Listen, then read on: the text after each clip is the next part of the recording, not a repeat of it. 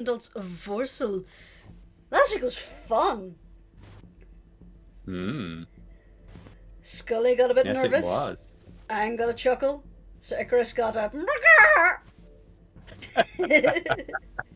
Our resident members of the August Sanctum reported in and got new information and new orders.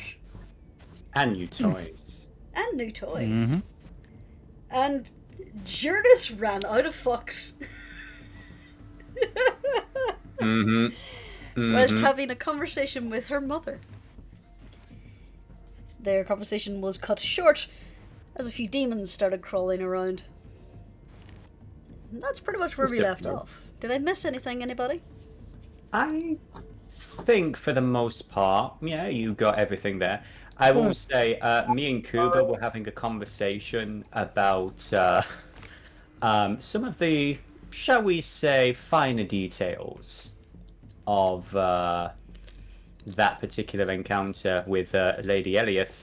And it wasn't just a bacaw that was heard, but also some very enthusiastic sounds of an elven maiden. So, Sir Icirus does indeed have a reputation. Because anyone who can make red.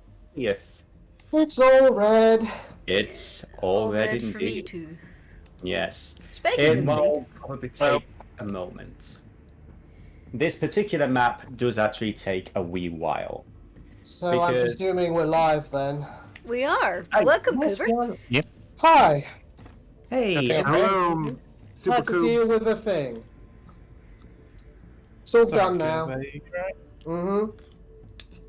not a Alright. problem. Anything, hey, you need to take breaks, however, tap out, let us know. It is absolutely no problem. Aye. Mm-hmm. Just crack on. Will do, sir, will do. Oh yes, funnily enough, yeah, we were just speaking about Sir Icirus. He has a reputation, and a good one, involving the tenants of the Golden Maiden. Because anyone who Excellent. can make Lady Eliath, shall we say, impressed, is someone worth paying attention to. Excellent. So yes, as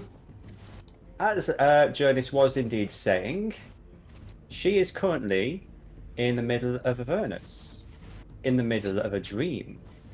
A dream she might be having a little bit of issue waking up from. Now, before I begin, Nicola, is your Sirenscape playing? It is, yes. Good, then I think we should switch to more appropriate music and roll some initiative. Oh dear. Yes.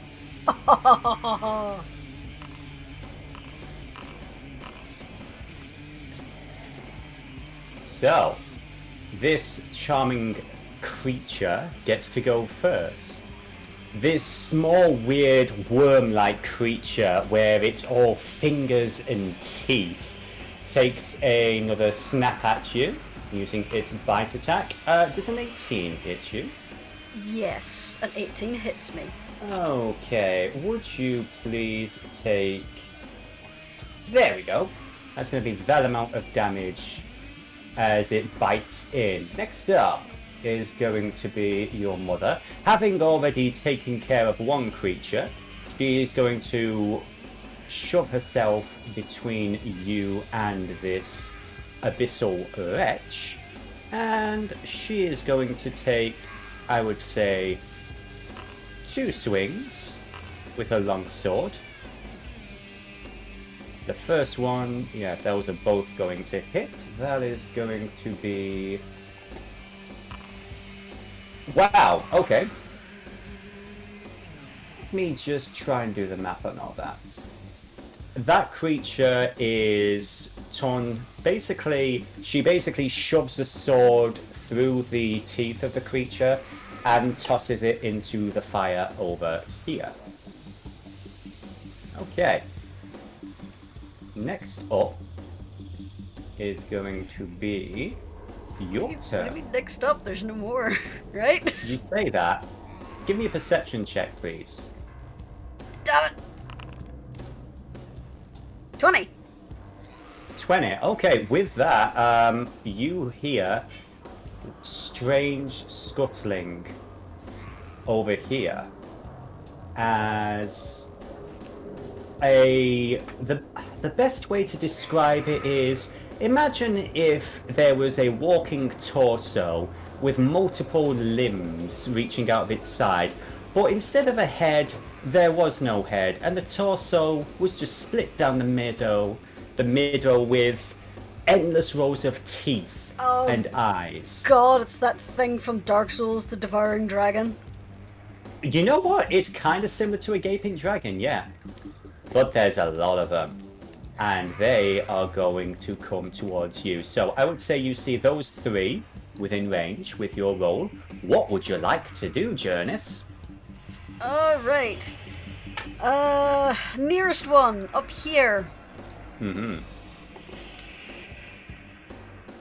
How about we just make it go away, hopefully, with this? That would be nice, wouldn't it? Shatter! Okay. A 15 Constitution saving throw. Let me just take care of that for him. Okay. That is going to be a fail on behalf of the Moor Demon. And he is going to take this amount of damage. Okay. He is pretty badly hurt, and the column of stone and ash, the carbonized stone, is it shakes slightly and it crumbles a little, but it holds firm. Is there anything else that you can do on your turn? Well then, Mother, it seems we're getting our first Mother Daughter activity. Bardic Inspiration to Morphina. Okay, Bardic Inspiration to Malfina. Very good, very good. Let me just, let's just say that is her Bardic Inspiration. Okay, next up is going to be the Demons. This guy, that's going to be 5, 10, 15, 20. 5, 10, leaps down, 15, 20, 25, 30. This one, 5, 10, 15, 20, 25, and 30. That's as far as those 2 can get. This fine gentleman here... Oh, I'm sorry, dude. He shouldn't have moved there. He is going to... Let's see... I would say... Rampage. That sounds like fun. That is a reaction. Okay, so for the time being, he is just going to try and bite into your mother's shoulder. That is definitely not going to hit. The others, they can't do that much on this turn, just one square out.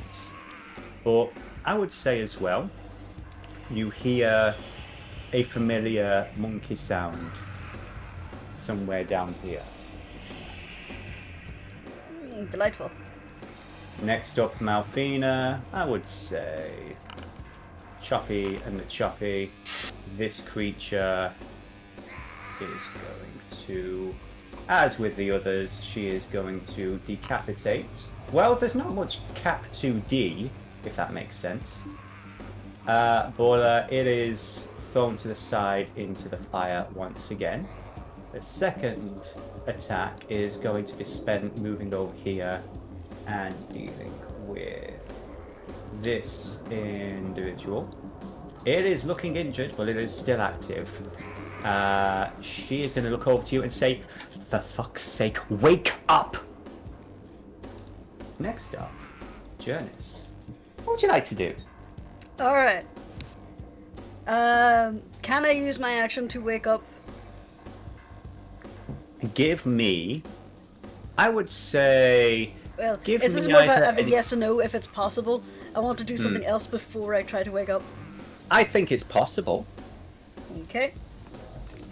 So she's going to look at Malfina, look her square in the eyes, and just say, "I want you to look at me now and promise me that you actually do have my best interests at heart." Now? Really? We're a little busy at the moment. Is that your action? Damn!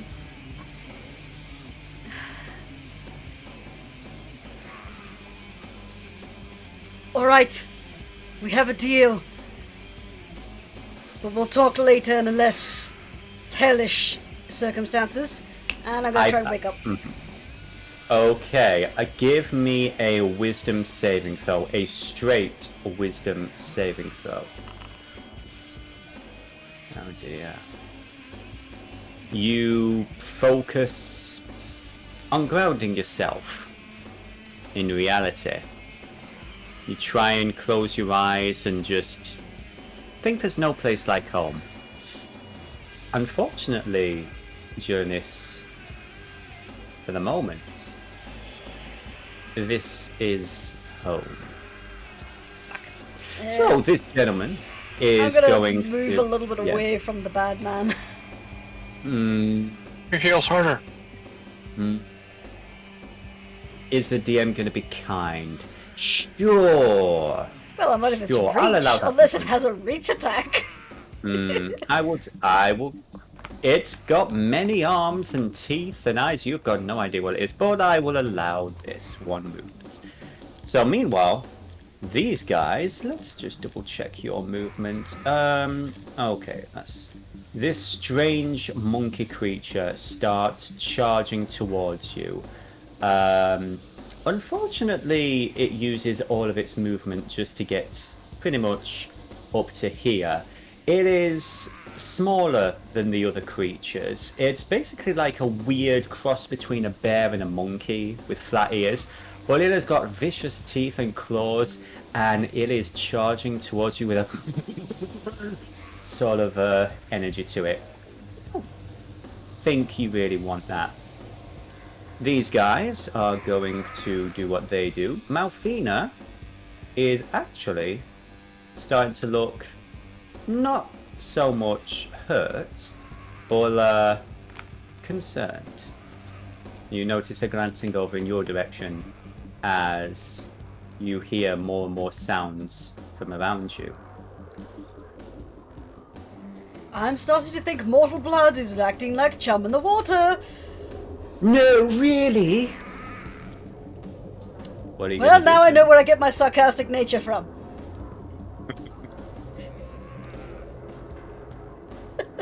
What are you gonna do, Jurnis? Jurnis is gonna try and wake up again. Roll me a wisdom saving throw, please. Oh god! Oh dear, oh dear, oh dear. So about that second character. Next up is going to be, first of all, the Dretch. This one is going to use its multi-attack, which is... it slashes at you with its claws. I'm assuming a 5 does not hit. However, it's going to bite down. I'm assuming a 20 is going to hit. Yes. Fortunately, this small monkey creature is creepy, but not too bad. It will do 3 piercing to you, which I've already provided. This creature, another one of those weird worm-like things with the teeth, is going to come at you. And it is going to... I'm assuming a 20 does hit again. Yes. So that is going to be... Oh, I just did it to myself. You know what? Sure, I'm going to be kind. It gets very confused. It bit itself. And then it bit you. These guys are going to do this amount of damage to Malfina. And let's see. These guys, they seem to be less interested in Malfina and more in the tasty, smaller dish over here. For her part, Malfina, when I can find her character sheet, because we're starting to get a little bit overcrowded with our demons here. Malfina is going to... Let's see... What kind of spells have you got? Sure. Now, if it ain't broke, don't fix it. So this guy is going to take this amount of damage, and he's going to be not that one. This one ends up in the fire, and she's going to try and rush over to you and she is going to grab you by the shoulders and give you... You feel a huge stinging slap across your face. Wake up! I'm And trying! like wisdom save with advantage. 13.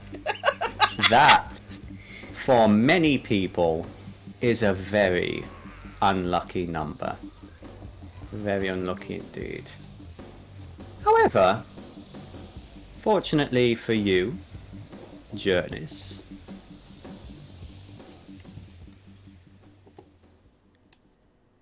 it is exactly what you needed to wake up.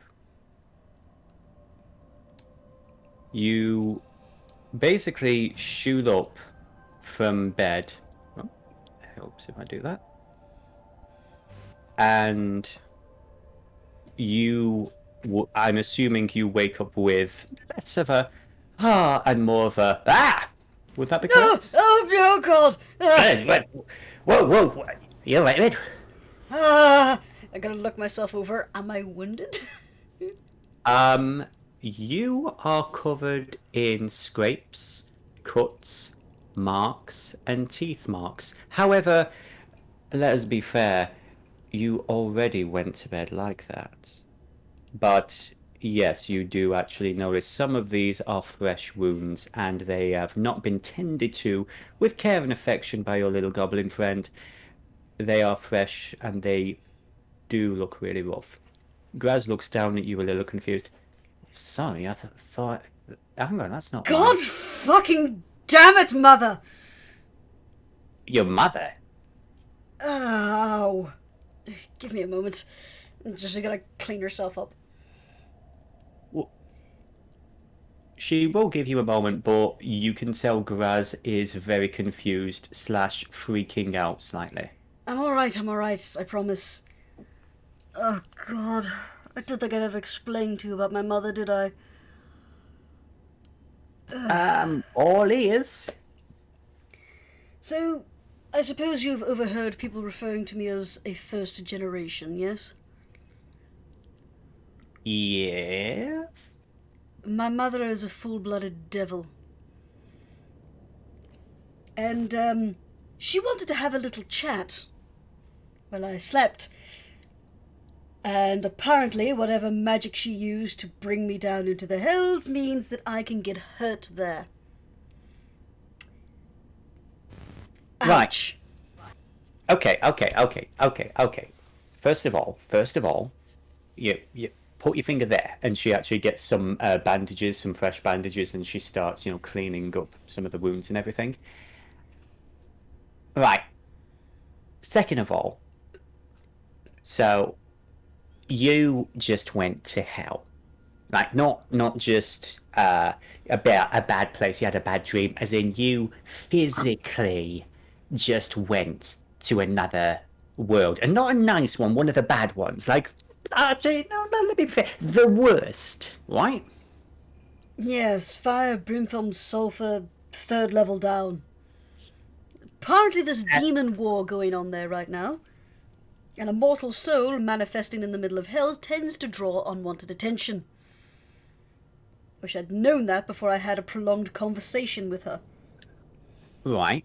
Okay. We'll put the whole demon war thing to the side for just a moment, because there's another one I wanted to just check. So your mother, she is a devil, like the bad kind of, making deals with people. Yeah, look, you know how I hate using this word, but you people have a reputation. Just gonna arc her eyebrow, like, yes, I am well aware of that reputation, Grass. So you're first generation, which means that your dad would have he would have made you with her. Well, that was her part of the bargain. Right. Okay. I'm not gonna throw judgment or anything, because I think that'd be really churlish at this point. I mean, we've known each other for about 6 months or so. I mean, I thought that I knew everything about you, but that is, I understand, actually, why you probably wouldn't share it with everybody, since that is the sort of thing that, people might set you on fire for. So I get that. Yes. I get that. So, are we good? I mean, what's the deal? What is I mean, are you planning on like sacrificing somebody on an altar, or are you? I don't know how this works. Well, I'm I was rambling. going to come up with that later, but Graz, hold still. No, I'm joking. I'm joking, Graz. Sorry. I'm that It's- person. I'm sorry. It seems, and I will openly admit, I had no idea who the hell she was up until last week. When I had a nightmare, again, of being in Hells, and I thought it was a dream, but no, turns out it was real, because it happened again. Right. So this is new to you. You a week. Okay. I gotcha.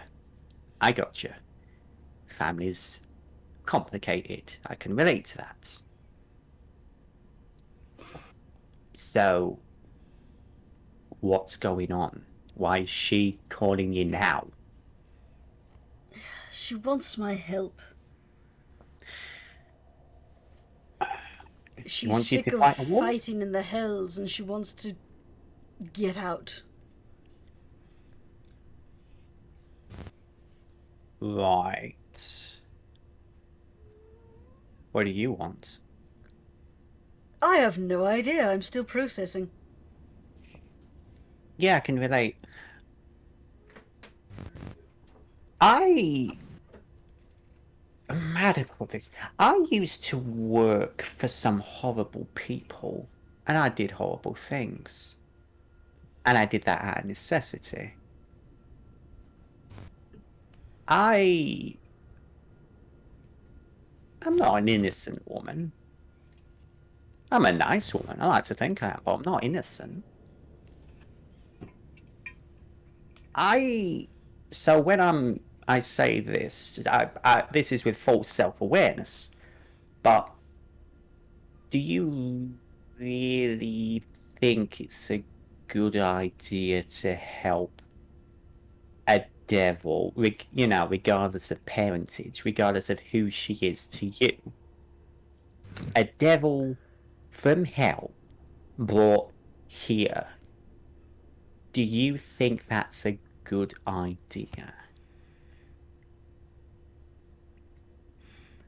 Honestly, we've encountered worse.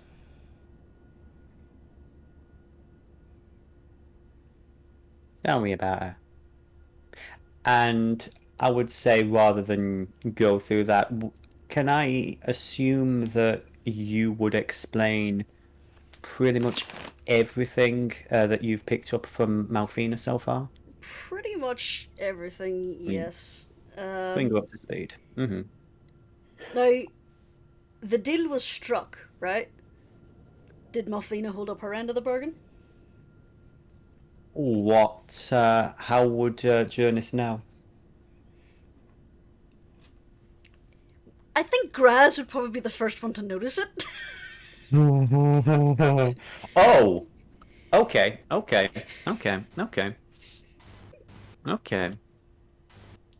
I would say at this exact moment in time, no. If only for the fact that this scene would have played a little bit differently. Fair enough. But you are having as well as like the cuts and the scars, you are having some serious back pain. Noted. So, unless there is anything else the two wish to discuss. Jurnis isn't When going to met- mention that she accepted the deal just yet. Hmm. She's going to kind of gauge how Garaz reacts to that over the course of a few hours. Give me an insight check as we wrap this this particular moment up. Sure. With a 20, she is incredibly wary, on edge, and is trying to ground herself in the situation because the person she has been trusting for the past 6 months, who she has spent a lot of time with, and who recently opened up to in a very personal way, has just dropped a nuclear bomb on her. And she is trying to process it. And process how she feels. So. I suppose this is a bad time to ask for a hug.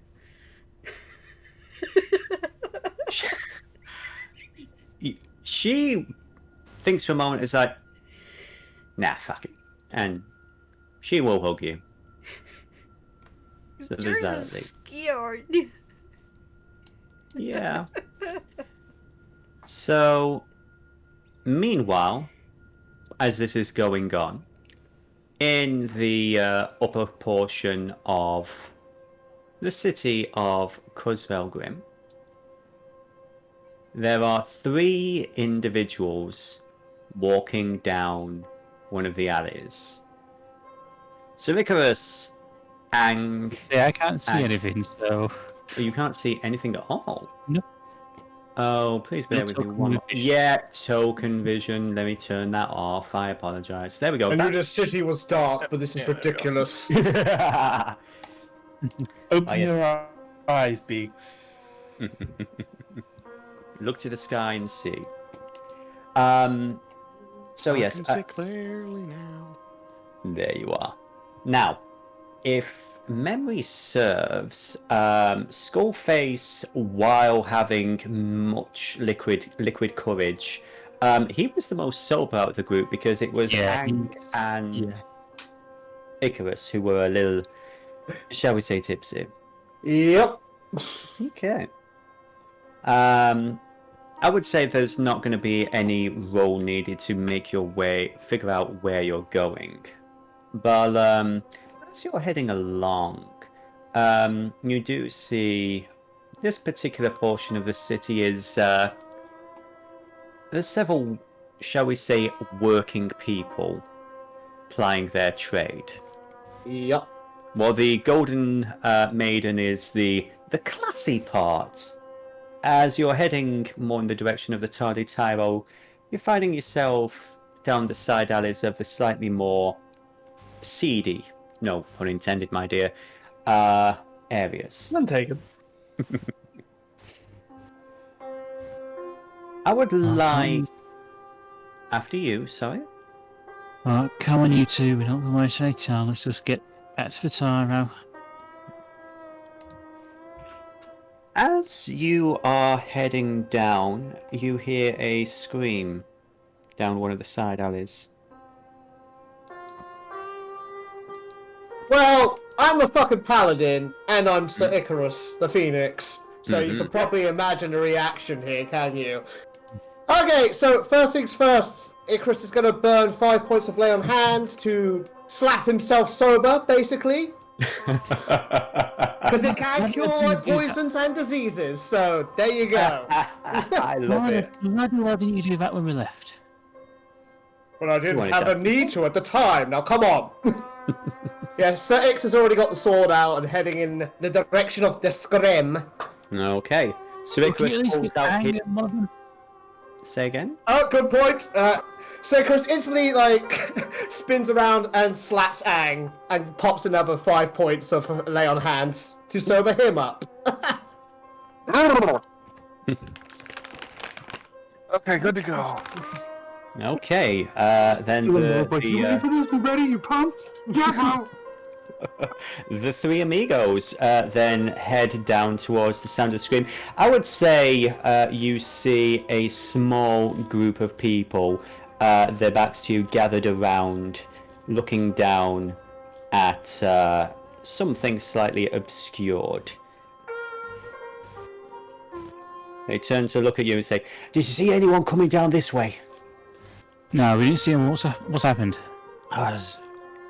He turns and points, and you see this elven girl, probably in her mid to late 20s. Her face, basically, she's lying face down on the floor. She's wearing a simple dress, and she is unmoving, unresponsive.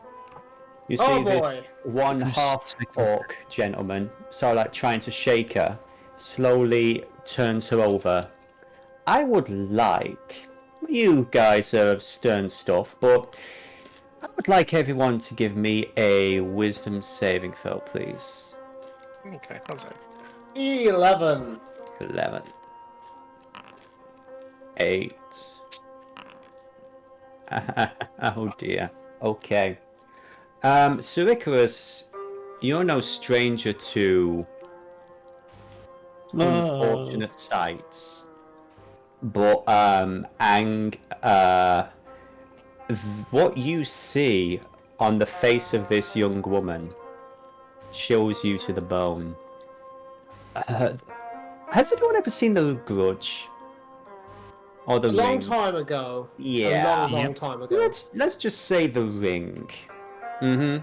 The face is distorted into a scream, a silent scream of absolute terror. The eyes don't look right. It is disturbing. It is not the sort of thing that you would expect to see on anybody's face. And it's the thought that this, up until a few seconds ago, was a normal, living, breathing person, and this has happened to them. You don't feel good, Ang. You do not feel good. Wex, you see everything I have just said, except it is the dead body of your wife. No. What? I need a Constitution saving throw for Mr. Wex Greenstride, please.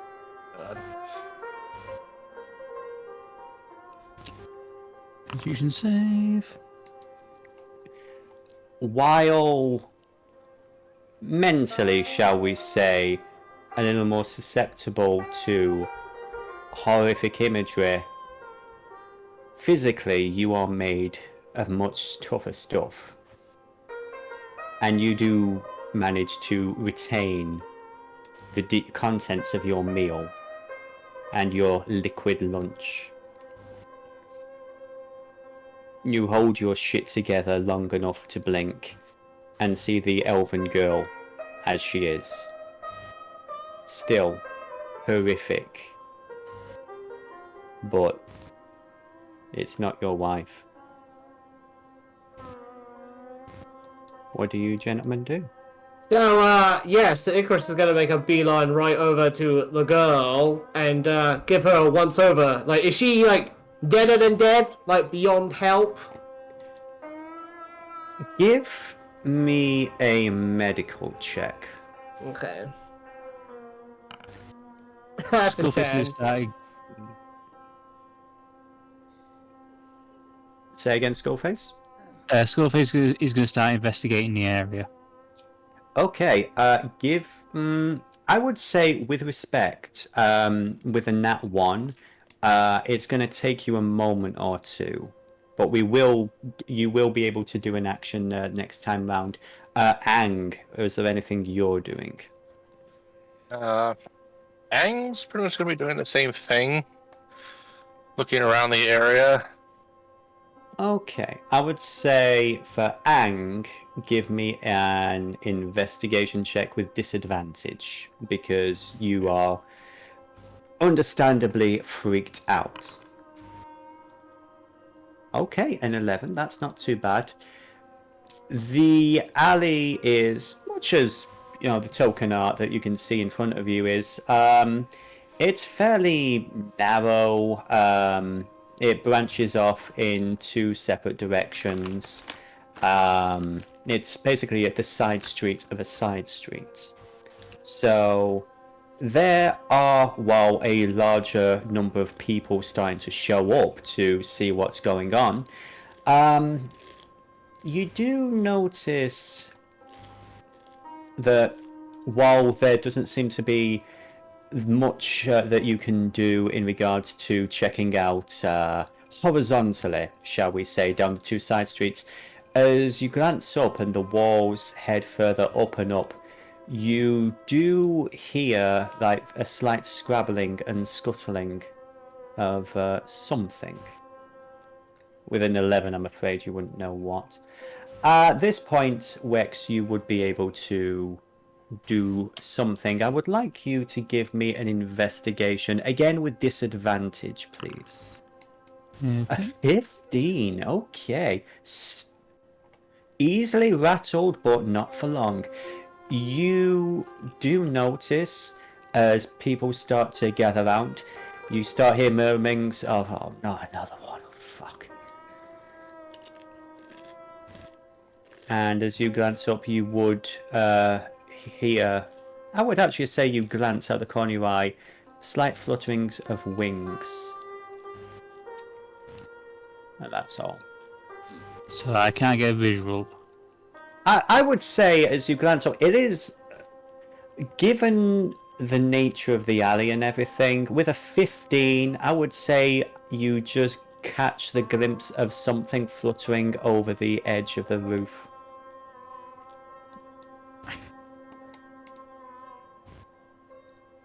Okay. What do you mean, another one? Well, the half-orc who flipped her over, he genuinely rattled for a moment. He like recovers and pulls himself together. I mean, it's been happening for a little bit, like about past 2 weeks or so. People just... I would like to... The DM would like to amend that. This has been happening for the past week. Not that the time frame is important or anything. Every now and then, one of the girls just halfway through the shift, they're just this. This is the third one now.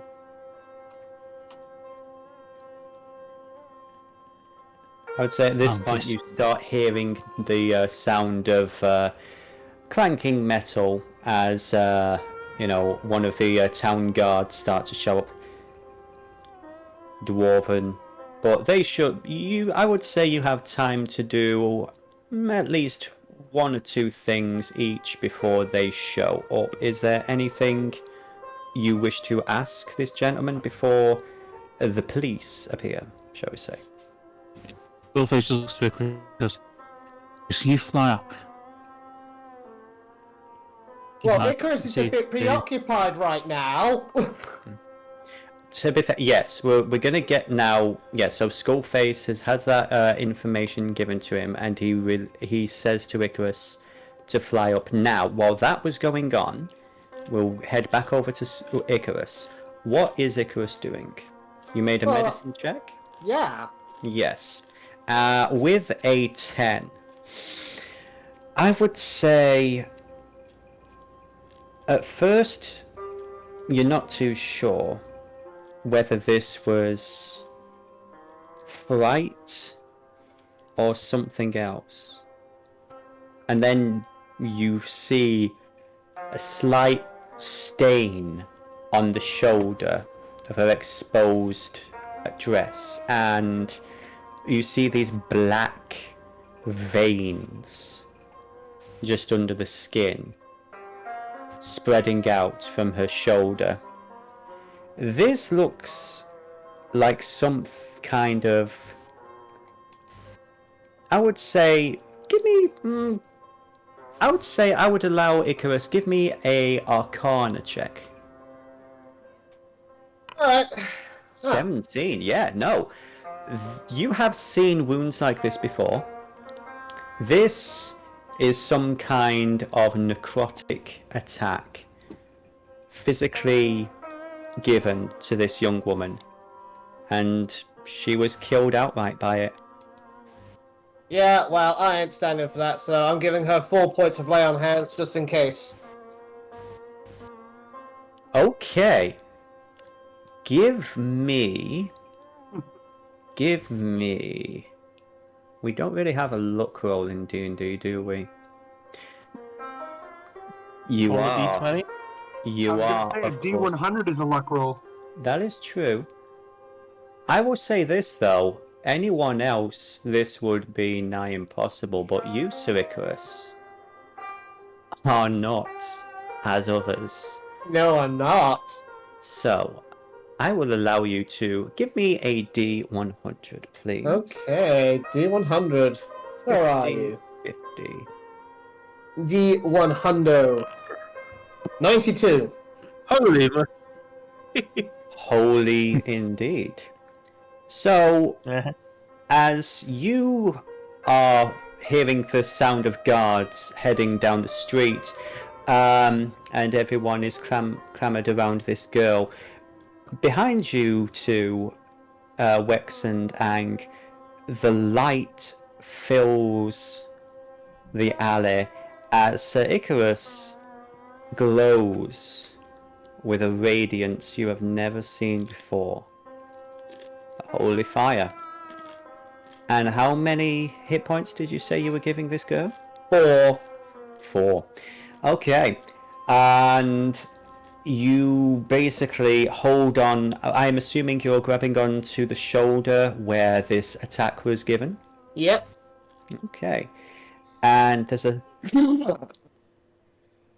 for a moment, it's almost like the living dead. Her slowly graying pallor, the twisted, distended mouth just like snaps almost wider.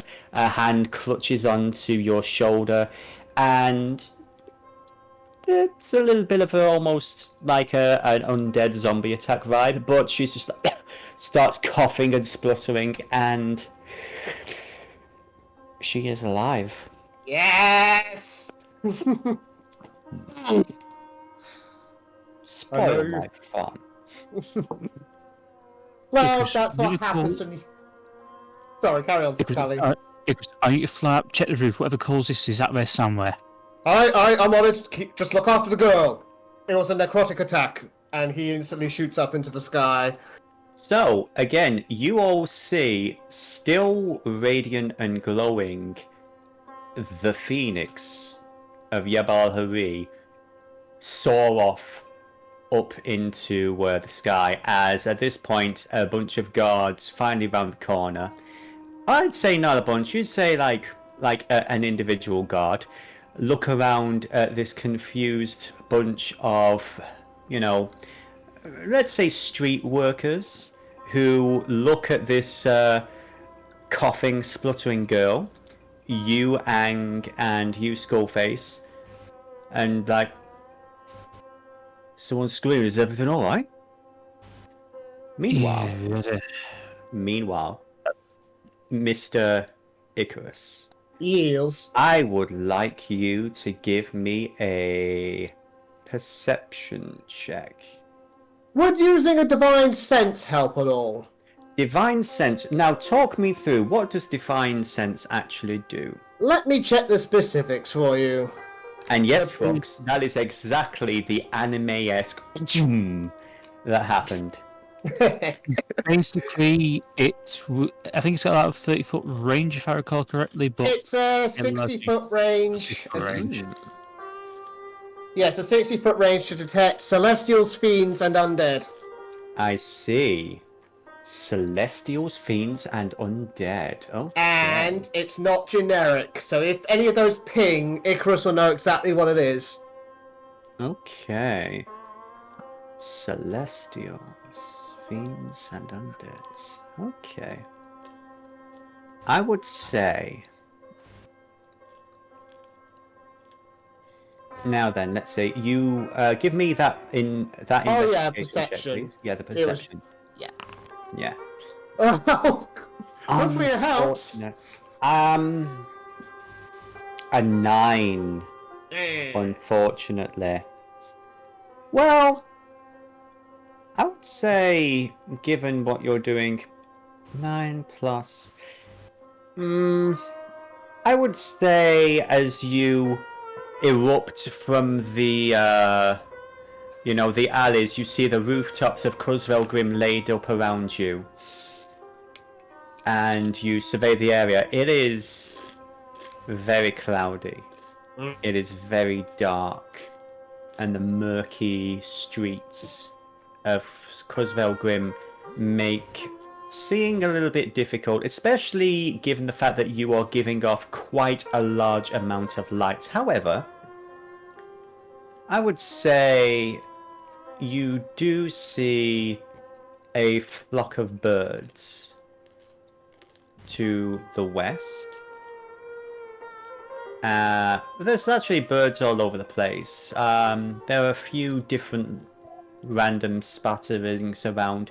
Birds do seem to be disturbed by your eruption. In fact, a group of them pretty much right next to the roof where you're on suddenly just erupt in surprise and shock.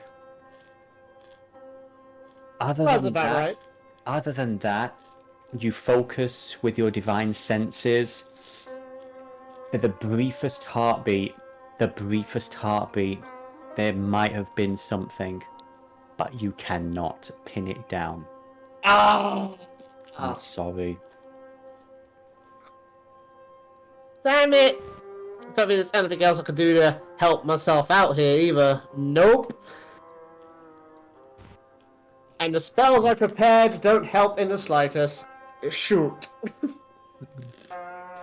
So, as the Phoenix of Jabal Hari is flying around above the city, radiating like a beacon, is there anything else you wish to do? Do you wish to remain like this? Do you wish to draw further attention to yourself? Or do you wish to take Lady Eliot's advice and tone things down?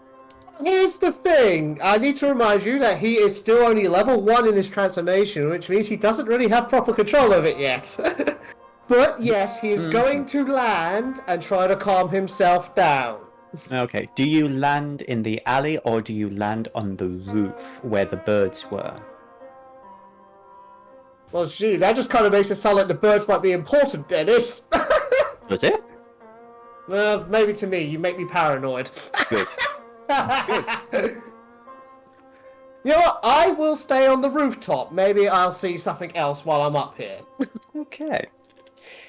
Meanwhile, down in the alley below, Ang, Wex, the girl explains to the officer that she was, shall we say, we were just, walking, weren't we, guys? Yeah. Well, yeah. We were all walking, doing our own thing, when, no, I just felt something on my shoulder that sort of landed on me. It was like a freaking bird or something.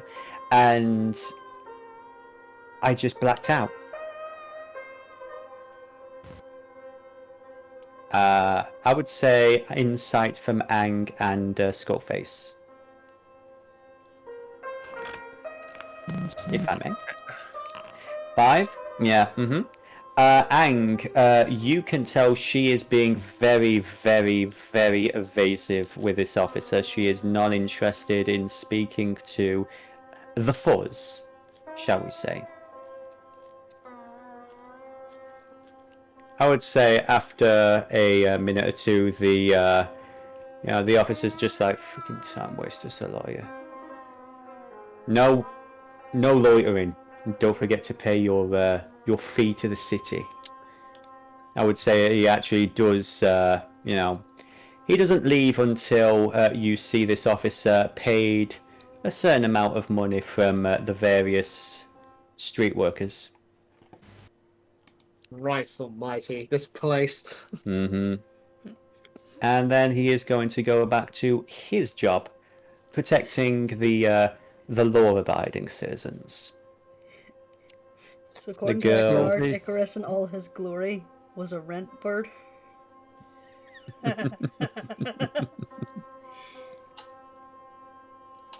So Skullface is good.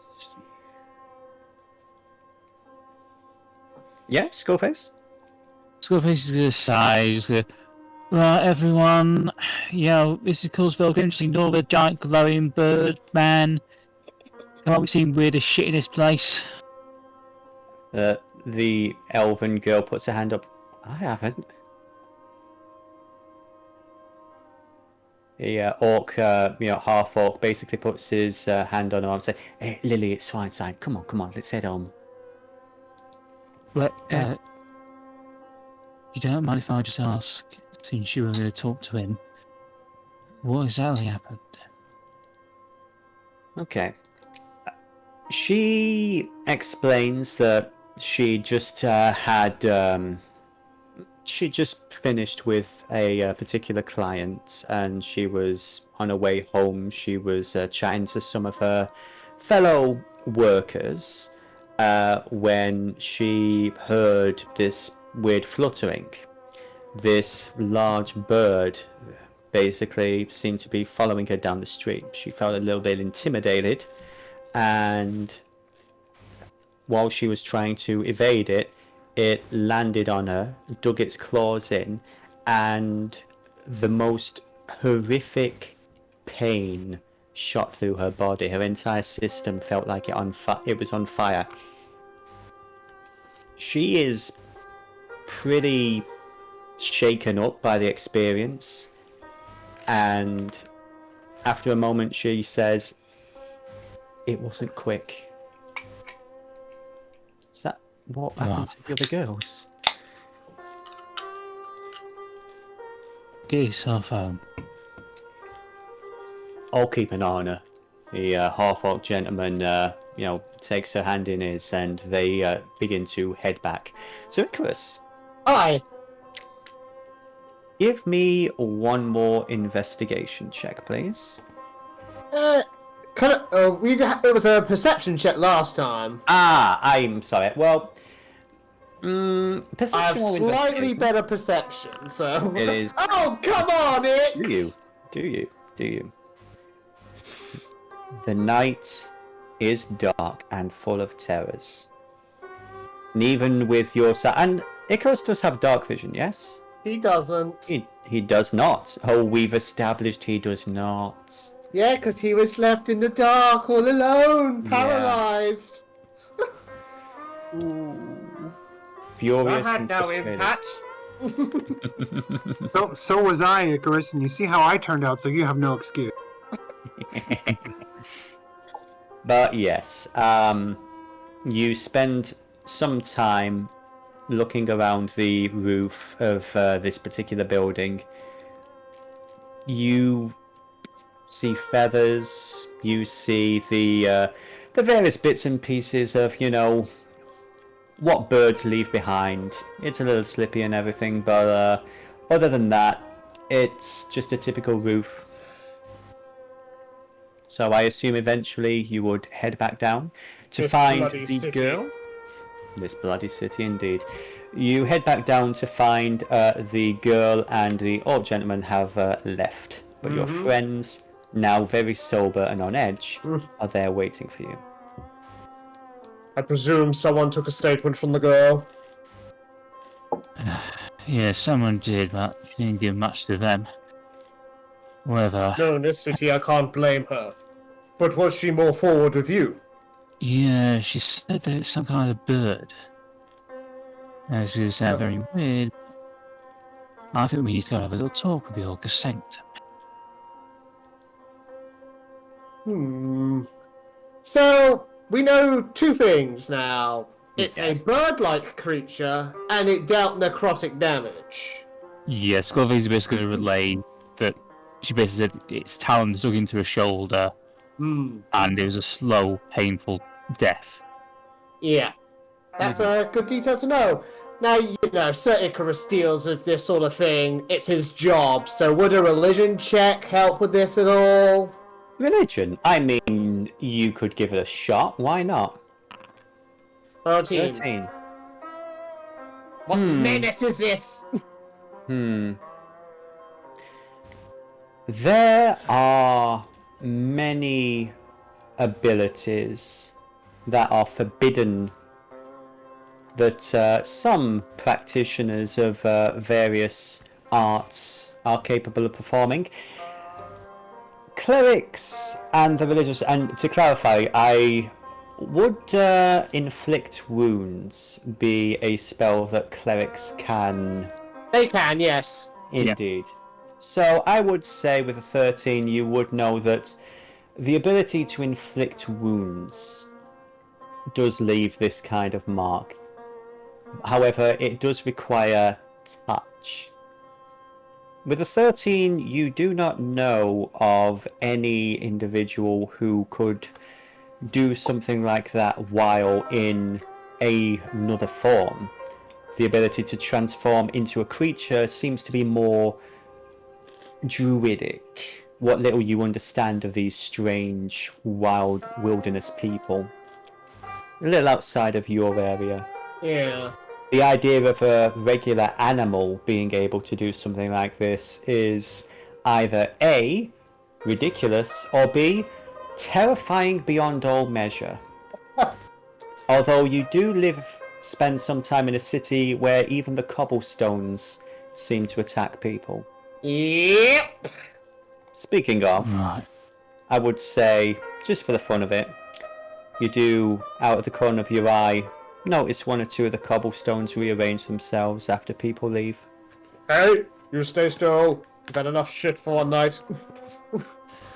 Right. First thing we need to do is go and talk to the Ogre's Sanctum.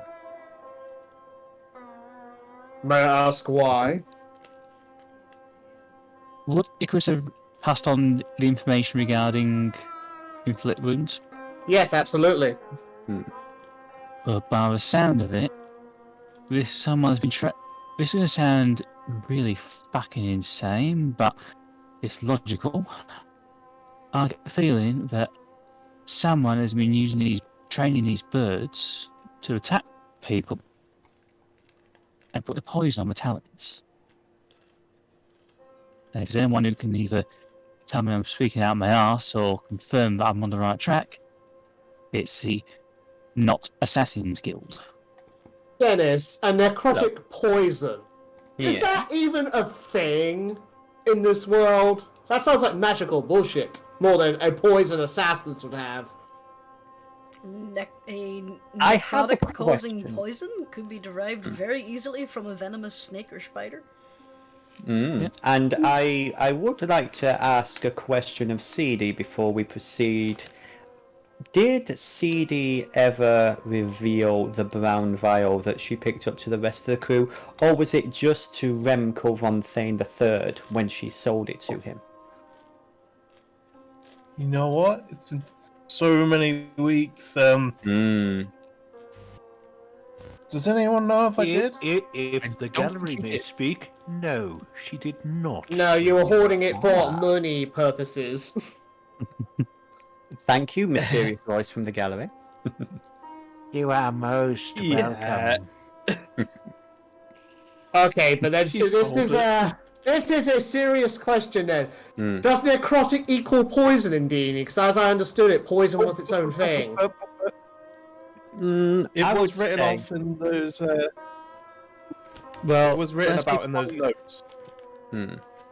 Bear in mind, when I said poison, I didn't mean poison as in actual poison causing. I mean, you can have like a burning poison which inflicts fire damage. So I would say that mechanically speaking, there is a poison that could cause necrotic damage. However, from what Icarus was able to discern from his rolls and everything, Icarus at least is convinced that this was a type of spell, as he has seen this kind of thing before and has punished, I would assume, the practitioners of such. Absolutely. Master Skullface, if this is an avenue you wish to pursue, by all means, but I need to remind you that the clock is ticking. We can't go chasing, like, every little problem when there's a big one right beneath our feet that he's dealing with. As much as I'd like to. we've got time. Besides, we need time to get stuff organised anyway. Indeed. But we can't spare more than a couple days at most. Just all we can do is explore the theory. Not much else we can do other than that. And if it points the city watch in the right direction, it's worth doing. So, what are you three gentlemen planning on doing? What are the sequence of events that you three would like to go through? Skullface is going to make sure to I would have said he would have written down what the girl said when she'd left. Made sure to check the time. Mm-hmm. It was basically so we would have some kind of evidence. Yeah. Okay. Yeah, again, it was around 10:15 at the time. Right, well, we can either leave this till morning to go see the August Sanctum with the others, or we can try and go now. Give me an intelligence check, please. Anybody who wishes to, actually. I will Sure. take the first one. Icrius, okay. I would say you are aware of at least two members of this August Sanctum who are in your own group. Yup, Tahu and Seedie. Well, you needn't go bother the August Sanctum directly. We have two members in our troop, as it were, who you could ask. Right, well, we'll check with Seedie, since I think she'd be more inclined towards knowing poisons, or at least this method of assassination. Seems reasonable. Seedie would know poisons, Tahu knows knives. But we will still try and get into the August Sanctum itself. Because officially they're supposed to be keeping an eye on preventing this sort of thing from happening. At least to at least the people who can afford it. Well, I don't think anyone down here could afford it. Exactly. So if we get them to help with investigation.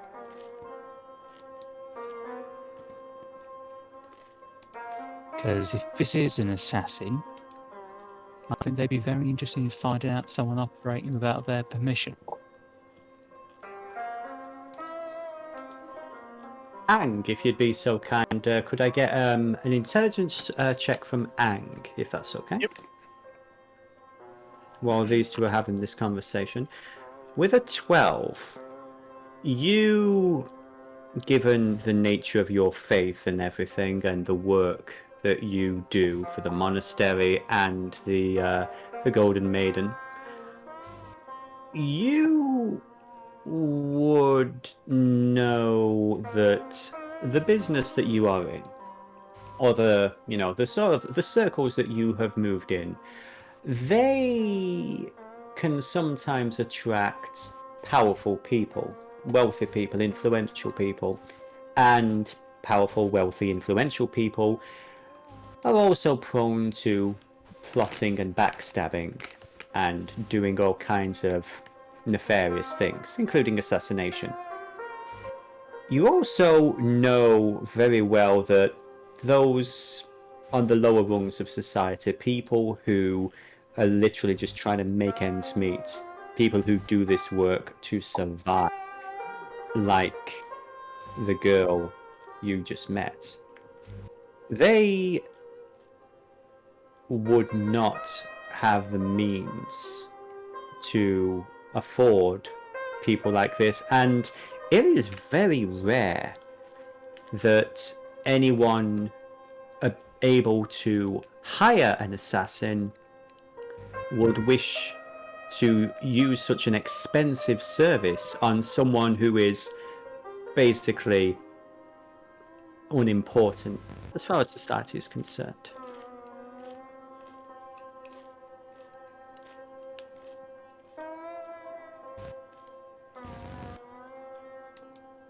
So, the three of you head back to the Tardy Tyro, I believe. I have to ask, does Ang relay all that information? Sure, yeah. Yes. Okay. Well then, we're probably not dealing with a trained assassin, but how to put it? Someone with a deranged sense of attachment, perhaps, to the working girls they partake of. It's possible. Mm-hmm.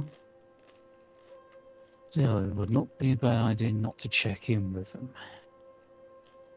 If you insist, but I must remind you that you're chasing after a single murderer when there's more dire matters to deal with.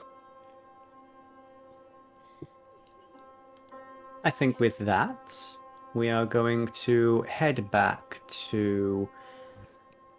Now, Seedie and Tahu, I have a question for you two individuals. Now, Tahu, I believe he would head straight back to his bedroom in the Tardy Tyro, unless I'm mistaken. Is that correct? Yeah, probably would be my go-to. Okay. Now, Seedie, would you have gone to the Tyro as well, or would you be resting somewhere else? She would be heading straight back to the tower. Okay. She's going to be taking a seat in the bar area. Okay. We will... Okay. I would say, did either of you at any point in the evening plan on checking out the items that you acquired from Lady Gosling? Yes, at some point. Okay. Now, again, is Dog with Tahu when he gets back to the tavern, or would Dog still be chilling out by the fire, or should we say on the ceiling? I think we left him by the fire. Mm-hmm. If Tahu joins me back and follows me to my room, I wouldn't, not... I mean, well, if Dog... Sorry, not me. If Dog followed me back, I would let him in. Yeah, I would say dog would probably follow Tahu. Okay, then. So, Tahu, you, after a little bit of time, find yourself back in the Tyrol and your room, and you are left alone with the good boy. So, what do you do? I'll check out my Tahu still package. has that buff. Oh yeah, let me just sorry, the tokens are very big and I can't select everything. Boop, there we go. Is that a little cigar in Tahu's beak? Yes. Okay. Yeah. Just whatever way it looked like it looked like he had a big spot on the side of his beak. I was like, what is that? But there we are. That's just me being How do you stupid. know? He's a smoker. So yeah, you look through the smaller wooden cigar box. Nice craftsmanship. Simple lock on it. Click it open. I'm assuming you're not checking for traps as you open this gift from the headmistress of an assassin's guild.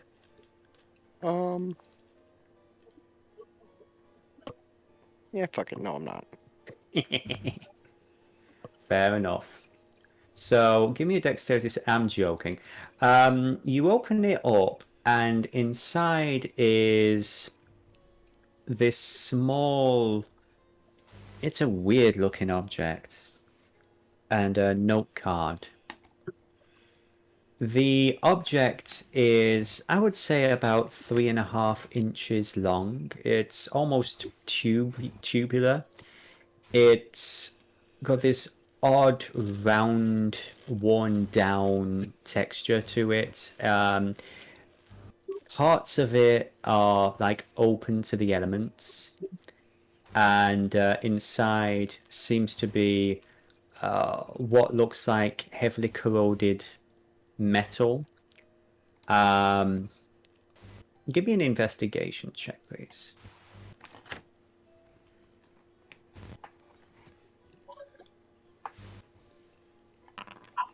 A 10. After a moment, you see that basically part of the lower end of this seems to unscrew, or it comes away, and as you pop it open, you see dormant a amber crystal, similar to the one you recovered from the eye of the blood donor. The note card with this explains this was one of the many curios recovered from the Maxwell collection. It has been passed around from various collectors. The current purpose of the object is unknown, though there are theories that it is, once activated, it could break, and so nobody has dared to try it. Give me an intelligence check, please, Tahu. Mm-hmm.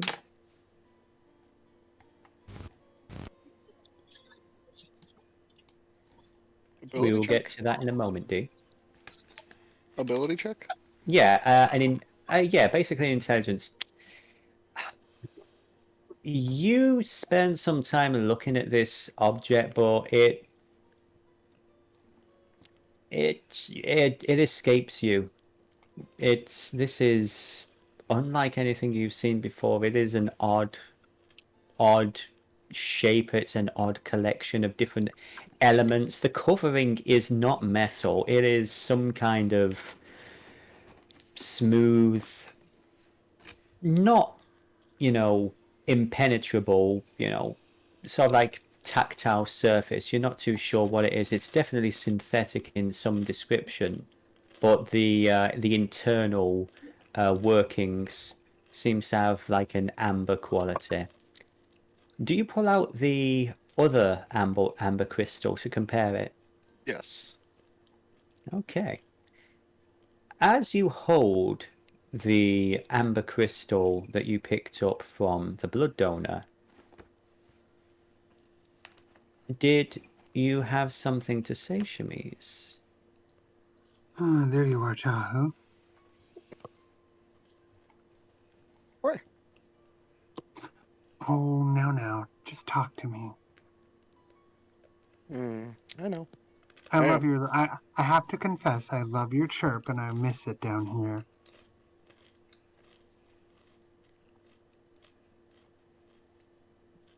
How are things progressing for you? Things are progressing here very well. Slowly, I hear. What have you found out that you would be willing to share with me? I'm not going to play games with you. I'm just going to ask. I'm honest. I'm not like them. You know that. Right. Can't remember much. There are blanks throughout my week, of course, that I don't remember. Things you don't remember? Yeah. Game Master. Yes, my dear. Would Tahu hear if she didn't break contact and ask someone else a question while she was talking? If you are holding on to a amber gem of your own, yes. She is. And she looks, so she's, and where she is, she's looking over and saying, can we use this to help him remember something if he's forgotten it? We are talking to his thoughts, right? Can we find them? That's Does it work like that? Now, Tahoe, you do not... Actually, no, you actually would hear the second voice given the nature of the relationship between Chemise and Mazina. You would actually hear Mazina's voice as well. Oh, it is something that I was able to do for the Paladin. Though I don't think you realized. Can we do it for Tahoe? I think we can do a little favor for our friend, and in return, he could do a favor for us. We'll get to you in a minute, Kubur.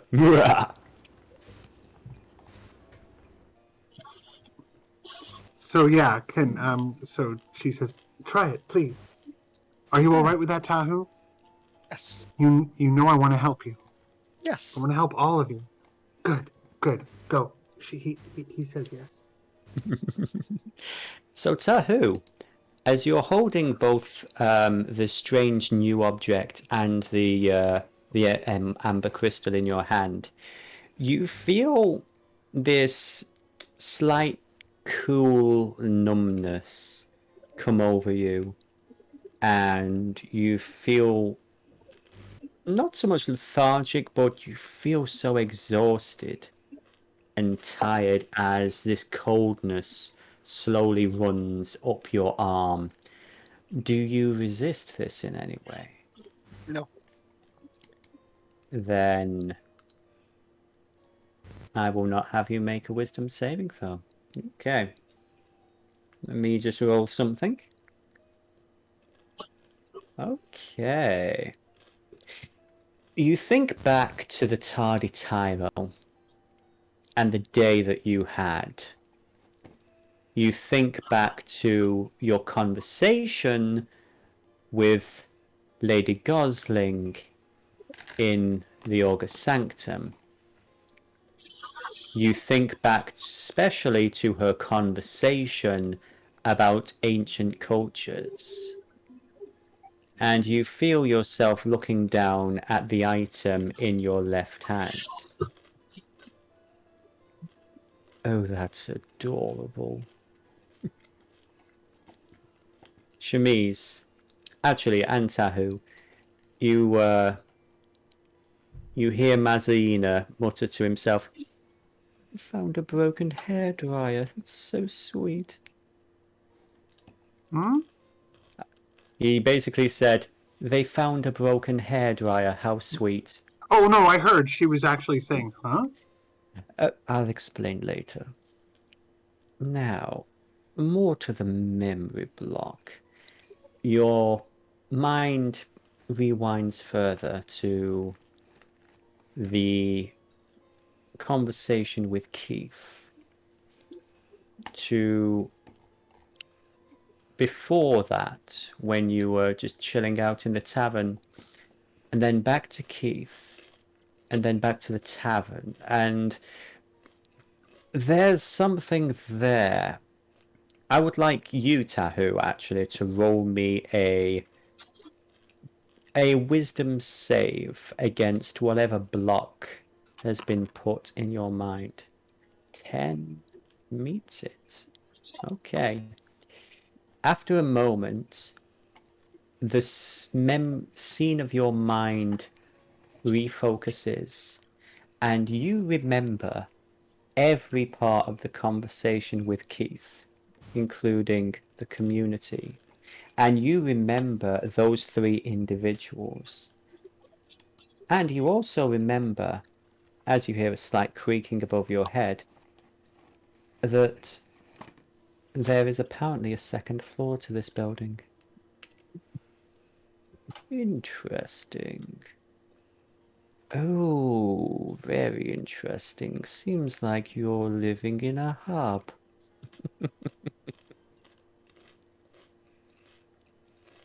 Well, I hope that helped, my friend. Does that help, Yes, it did. Tahoe? We're always happy to help friends out. Yes. Tahu, I want to be your friend and I'm trying to help all of them. I know that they think I'm the enemy, but I promise you I'm not. I want to free the slaves. I want to help everyone. You can hear my thoughts. You know I'm telling you the truth. Yes. Give me an insight check, please. Although, do you really need an insight check? I'll do it anyways. I would say, Chemise, are you lying at all? She's not lying, but it is accurate to say she does have selfish motivations too, but she really means what she's saying. She's 100%. She's being honest with him, if not with herself. Fair enough.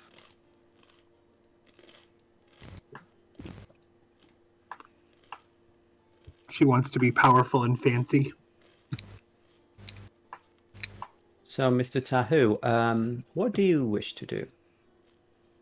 Well, What is it that you want from me now that you've helped me? Did you have something in mind, Mazzy?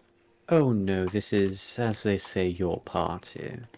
I'm merely here to facilitate. Tell them what I've told you. I will try. See if you. I mean, I'm not expecting you to convince them, but they don't need to fight me. We can work together. I mean, unless they support slavery, oppression, unless they support starvation of people, I can end all that. I'm changing into something wonderful.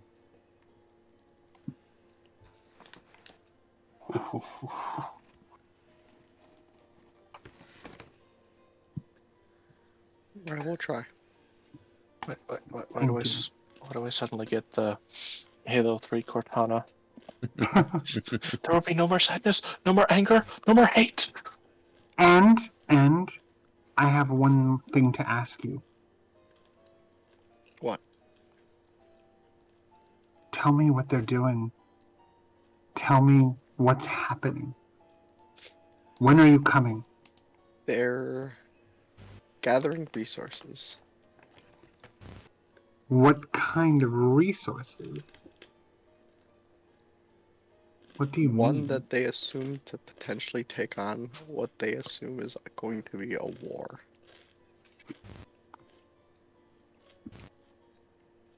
But what do you mean resources? Can you tell me?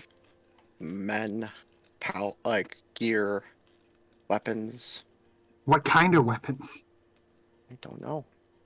Oh. Oh. I assume Icrius likes a big sword. How is Icrius? What's happening with him? Her tone changes. She's like,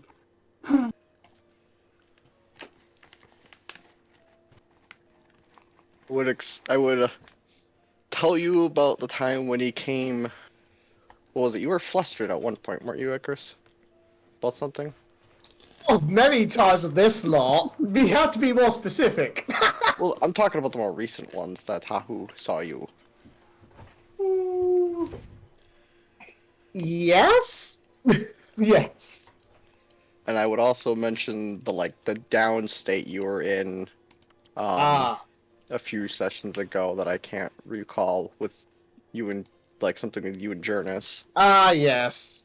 That happened. So I mentioned both of those to Chemise just now.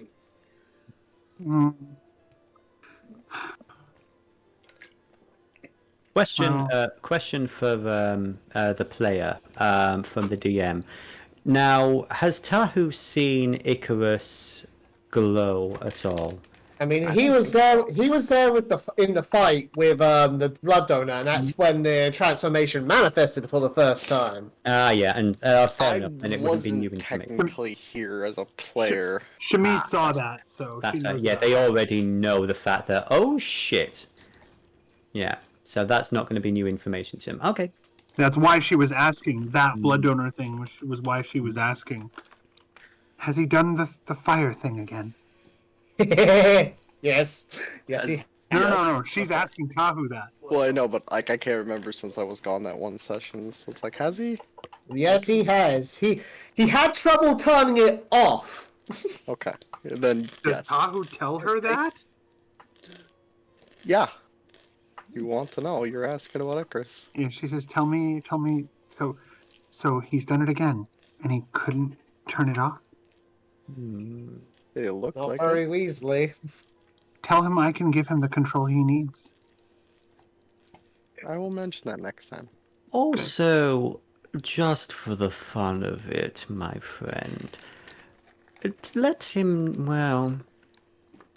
well, here's the thing. If you go around explaining that we can help him, I have a sneaking suspicion he would not be as cordial with you as we are. So, you would have to be creative in communicating this without implicating yourself. In fact, no. You know what, Mr. Tahu? For the time being, I think you're good where you are. I have a way of reaching out to our mutual friend. Oh God. One more thing before we let you enjoy your slumber. The item you have in your possession is a very old, very broken piece of machinery. The actual purpose of its function, I'm afraid, will no longer be viable. However, I think that with a little work, you might be able to get a little something out of this. We'll get to Dog in a moment. If the player is to check their inventory, they will find on their consumables a one-time use item. In essence, that should be able to help you acquire things out of reach. Most likely a one-time use before the power supply just shorts on itself. Irreparable, I know, but a useful little trinket, I'm sure. Oh shit. Yes. It's fucking cool. Hmm. Is that? Can I ask? Is that instant teleportation, or is that, or can that not be pulled through walls effectively or grates? Let me just double check. Say You if know there were an what? object and it was You trying to be know pulled through what? so the bars and didn't fit. Given the fact of the nature of this technology, yes. You need to be able to see it. But sure, why not? Yeah, I figured sight was obviously a thing. Like I can't just be Yeah. like, I want this object on the other side of the wall because I can hear it. Mm-hmm. But it would, yes, so Sight definitely. teleportation rather than dragging. Okay, so more like a telegrab. Got it. Yes.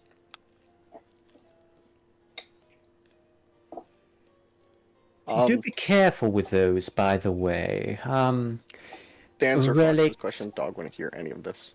Oh no, this is all, yeah, this is all happening in Tahu's head. That's also why I was okay with inviting dog into the room, is because I'm not afraid of dog knowing.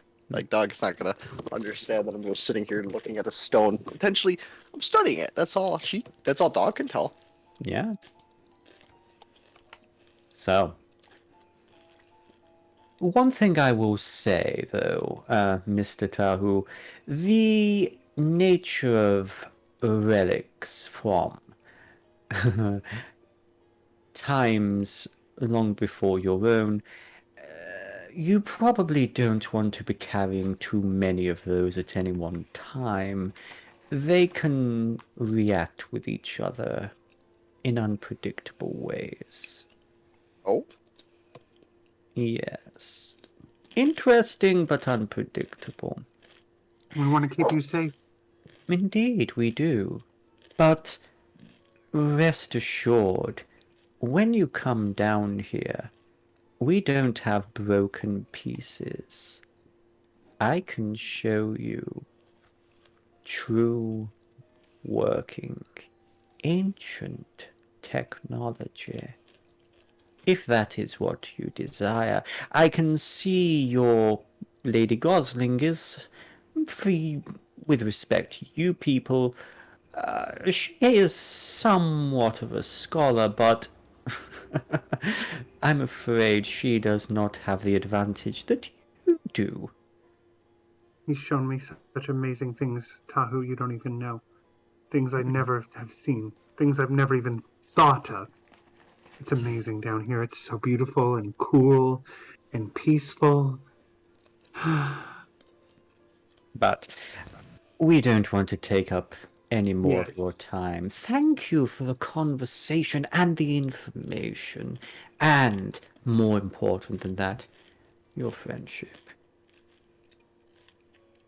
Just want to very quickly ask, Tahu's not aware of Skullface's plan, is he? Which one? The holy anybody's ammunition. plan. The holy ammunition. Yeah, Yeah, I wasn't sure if that was conveyed or not. I wasn't sure. I don't believe Tahu is aware of the fact that Okay. Icarus and Skullface are making holy bullets.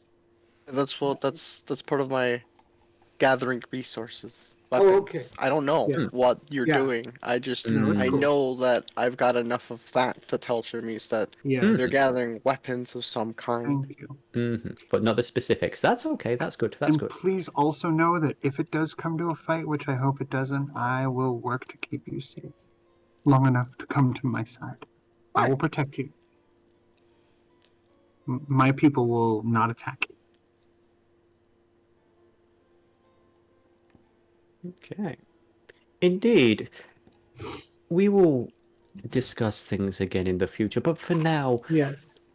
Get you some have rest, Tahoe. yourself a fantastic evening, my good friend. You too. Have a good rest while you still need it. Yes. I would say, as you were, I'm assuming you would take your hand off the crystal. She would turn and say, like, you actually would hear Chemise say, Tahu. So wait, I just take my hands off, right? And just do it. And then it ends. And then the connection is severed. Yes. Okay. So, before we move on to the next scene, the Dungeon Master needs to BRB for just 2 seconds. So, if the if the players wish to scream at each other in terms of "Oh fuck," please go ahead. I will be right back. Don't worry, Icrius. Hey, guys. She has no idea we're coming. It'll be a complete surprise. If the world ends, it's all your fault.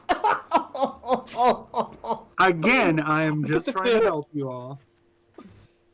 What get is the wrong feeling with Tahu- Tommy? Tahu understands. Tahu gets it. Tahu's gonna be fine down there. I don't know what the rest of you are worried about. Do you want to know what my headcanon was when Chemise was asking, like, what's everyone's plans? And Taylor was like, I don't fucking know. My headcanon is that Chemise expects us to all have our shit together and be as efficient as she obviously is being about this. Yep. But no, She was we're all literally- just a mess of people that can barely get along. Chemise I will has let you probably know a built little- herself up going, okay, they've got some excellent plans. We have to be really prepared for them. They like over-prepare, we fall at the first hurdle, and they're like, is that it? Would you like to know, since it's probably never going to actually come up in game, what she's thinking right now in terms of what you just said, Jurnis? Do you want like a meta spoiler? I'd like to know. Sure, why Yeah. not? Okay. Basically, it's exactly what you said, Jurnis. That is exactly right. She is 100% convinced that you are all coming down with the misinformed opinion that she is going to try to hurt you all and destroy you and burn the world, and that you have prepared in every possible way. You are absolute experts. You know what you're doing, and because clearly you were a top-notch adventure party. So she's really kind of surprised that Tahu doesn't know, but she believes that Tahu doesn't know, so she's kind of like, oh, what the hell, what's going on? And I'm trying, Chemise, but Skullface wants to chase after an assassin. Oh, that Tahu bird? surely doesn't know. Yeah, it's okay. Yeah, it's not like the Dungeon Master is deliberately putting roadblocks in the way. Well, not so much roadblocks, diversions. Mm-hmm. I don't know what you're It's talking your about. I totally choice. forgot some of my day. Yeah. So, as all that has been going on, let's see. I would say Miss Seedie has been in the Tardy Tyrell for a little bit. Did she want to check what she had been gifted from the Professor? Not the Professor, I'm so sorry, from Lady Gosling? Or was there anything else that she wished to do before the rest of the party reconvened? Basically, she is just sitting somewhere, kind of quiet in the bar, Mm-hmm. and like the box that was given to her is just rested out on the table. It's laid out on the table in front of her, and she's like tapping her claw on the table, shaking her leg nervously, stressed. Okay. She's really thinking about what to do. Okay then.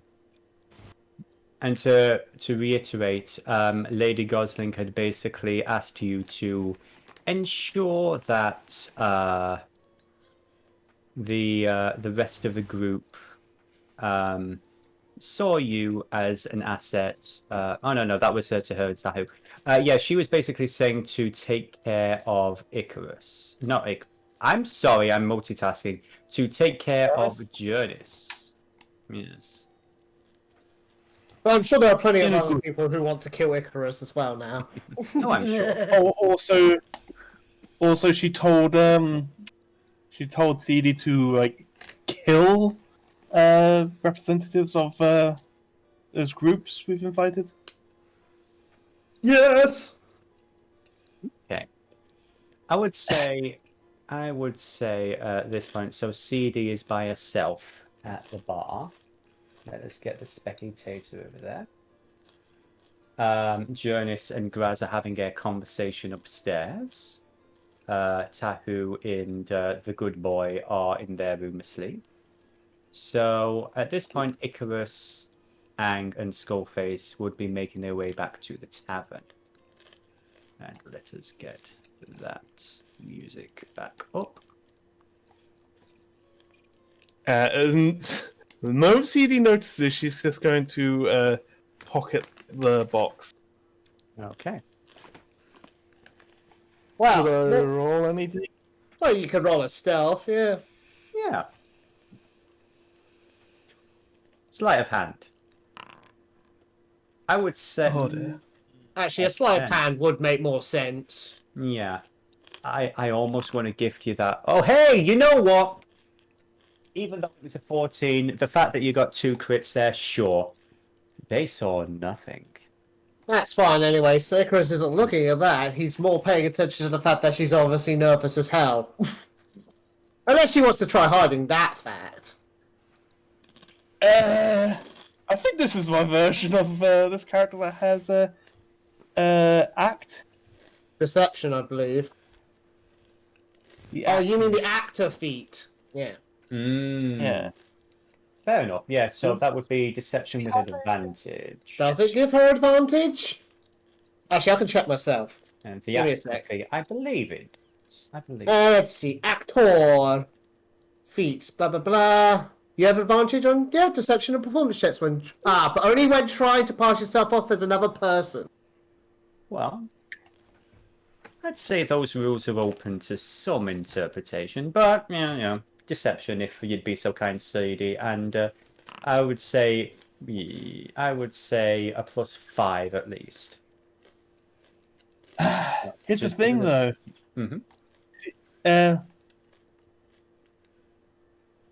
Seedie doesn't want to deceive anybody, but she doesn't know how to. I mean, now is probably the best time with Tahu preoccupied. Well, then you have to decide what your character's going to do. I mean, a simple solution to this dilemma might be just deception, but deliberately give yourself disadvantage. I don't know.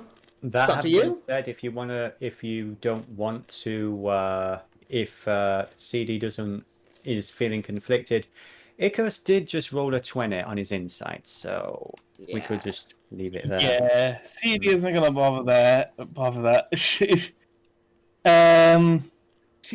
already has loads of tells anyway, and with a 20, I think he's just gonna notice. Like she's very twitchy and clearly nervous and preoccupied with her thoughts. Madam Seedie, I am a holy man, and if there's anything you wish to talk about in confidence, my room is always open to you. That's all.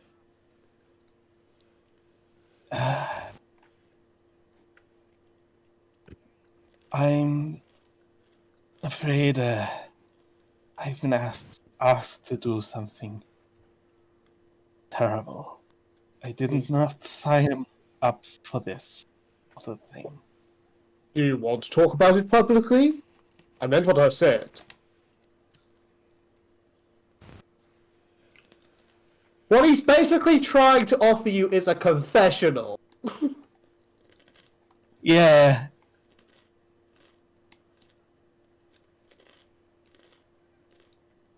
I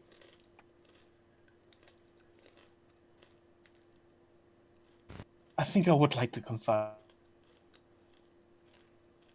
Very well. Would you like to come upstairs or Yeah, wait? Sorry, Frux, you're cutting out, or I can't hear what you're saying. Hello? Uh-oh. Can anyone hear me?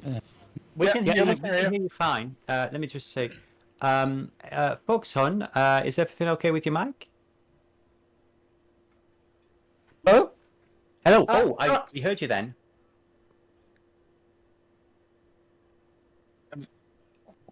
Can you hear me? Yes, we can hear you now. You're cutting out. Oh. Ay. It is connecting or reconnecting. It might be again. The internet it's a cruel mistress. But yeah, Frux, could you give us a do re mi fa sol la?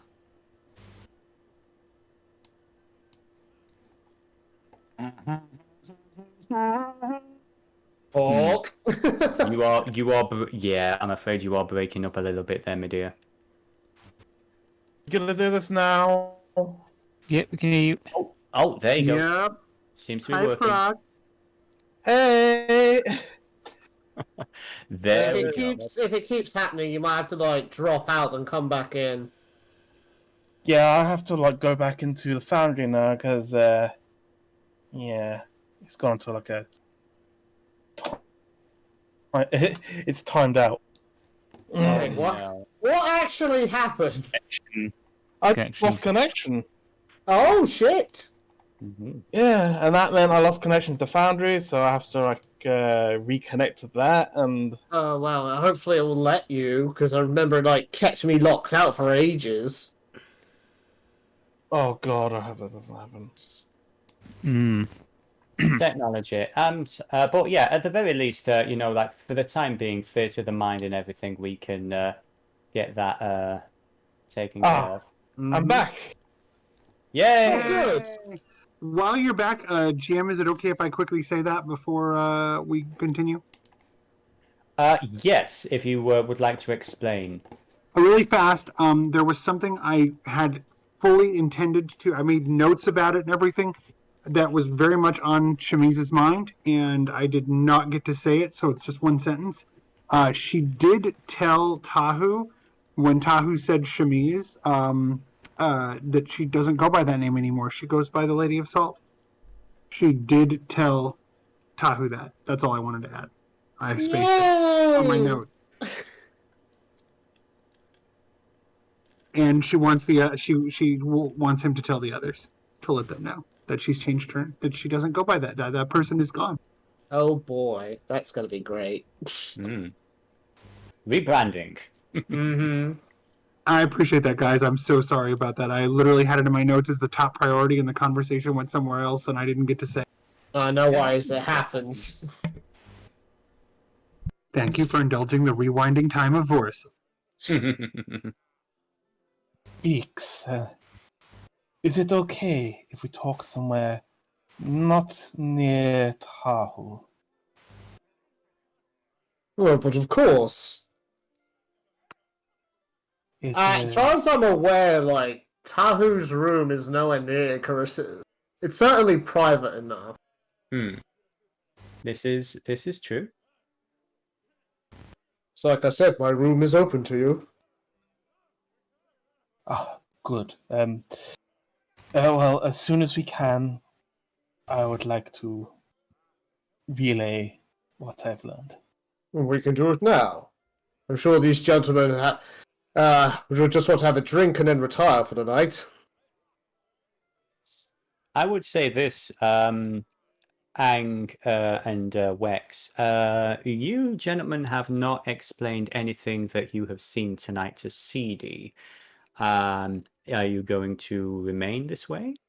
Is there No, anything? Skullface is just going to quickly say, CD, I need to know if you're aware of any sort of poison that could be applied to a bird's claws.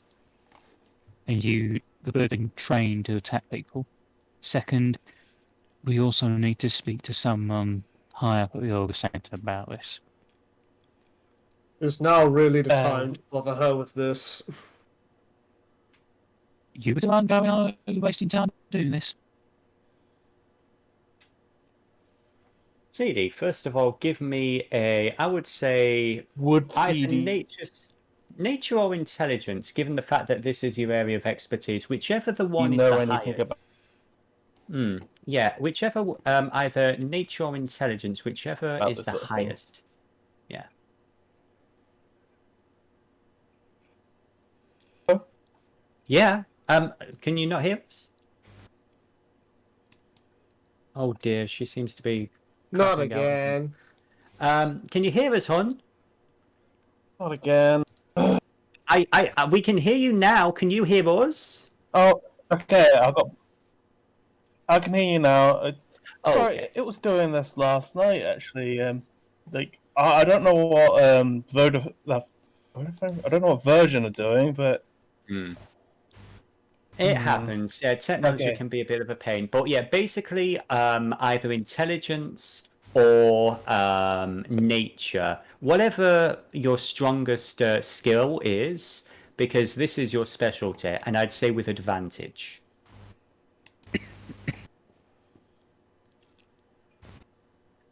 About the same. Okay. A 22, nat 20. Okay.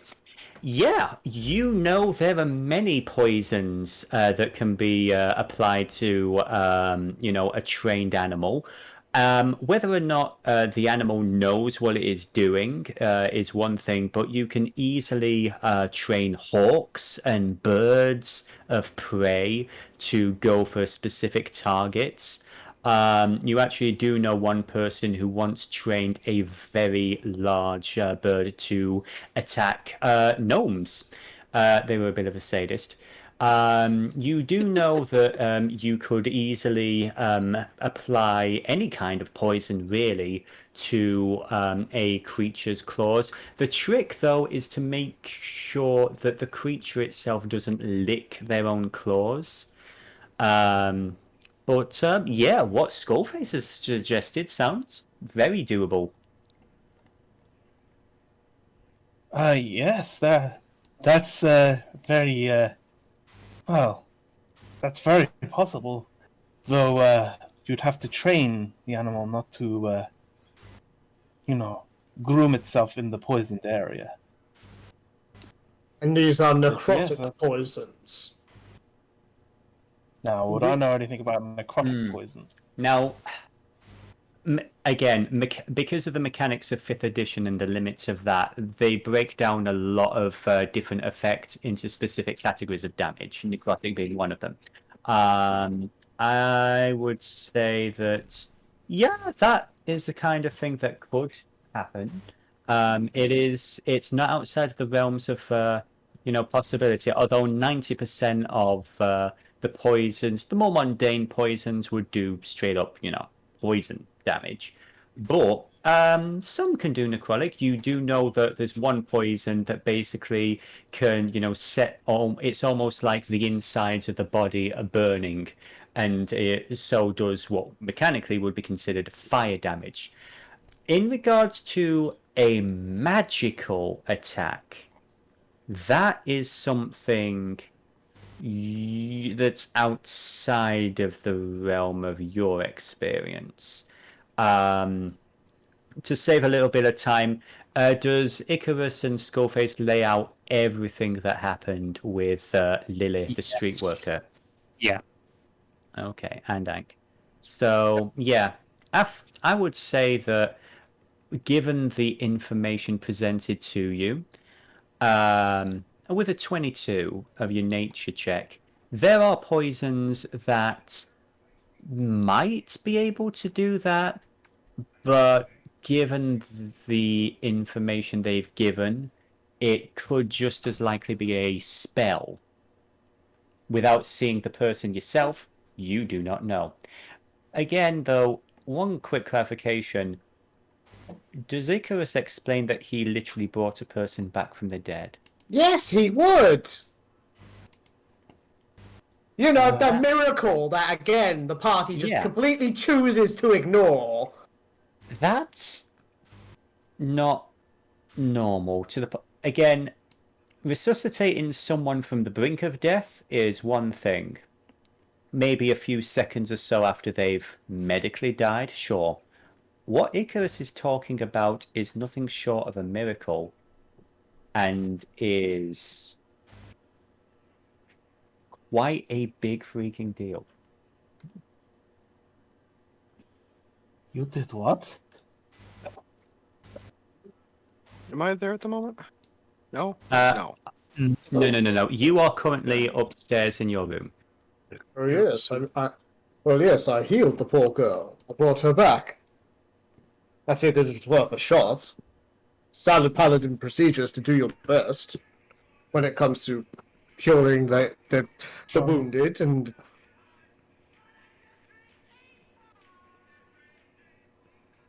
I think... Sorry, Frux. Well, yes, it's...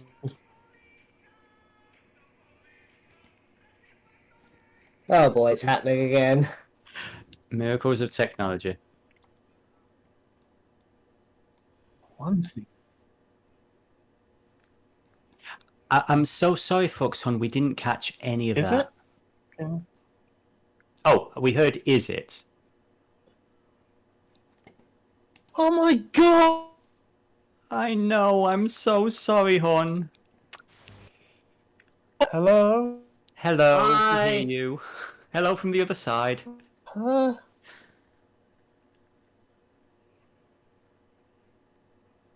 Hello from the other side. That, Internet just fucking died. Yes, it did. Yes, it did. Can you guys hear me now? We can Yeah. hear you crystal clear, my dear. And actually, before we proceed, I would like to, if you'll allow me, redact that, Dennis. As much as Icarus would like to talk about the literal fucking miracle, he has taken Lady Elias' advice to heart, so he would probably not bring it up. Well, again, Ang and, just for the sake of clarity, Ang and Skullface, you saw it, and whether you say it or not, you both know that shit ain't normal. That's a big deal. Skullface will just say Icrius was able to heal her. Yep, He won't which is true. specifics.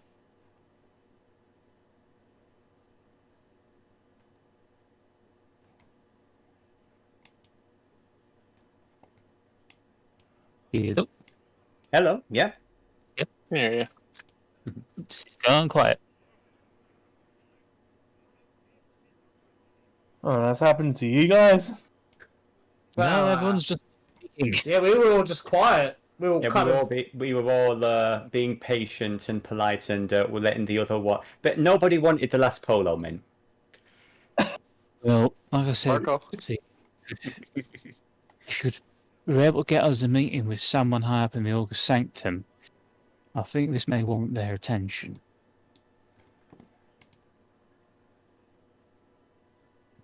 Seedie, do you wish to put these people in contact with someone high up in the organization?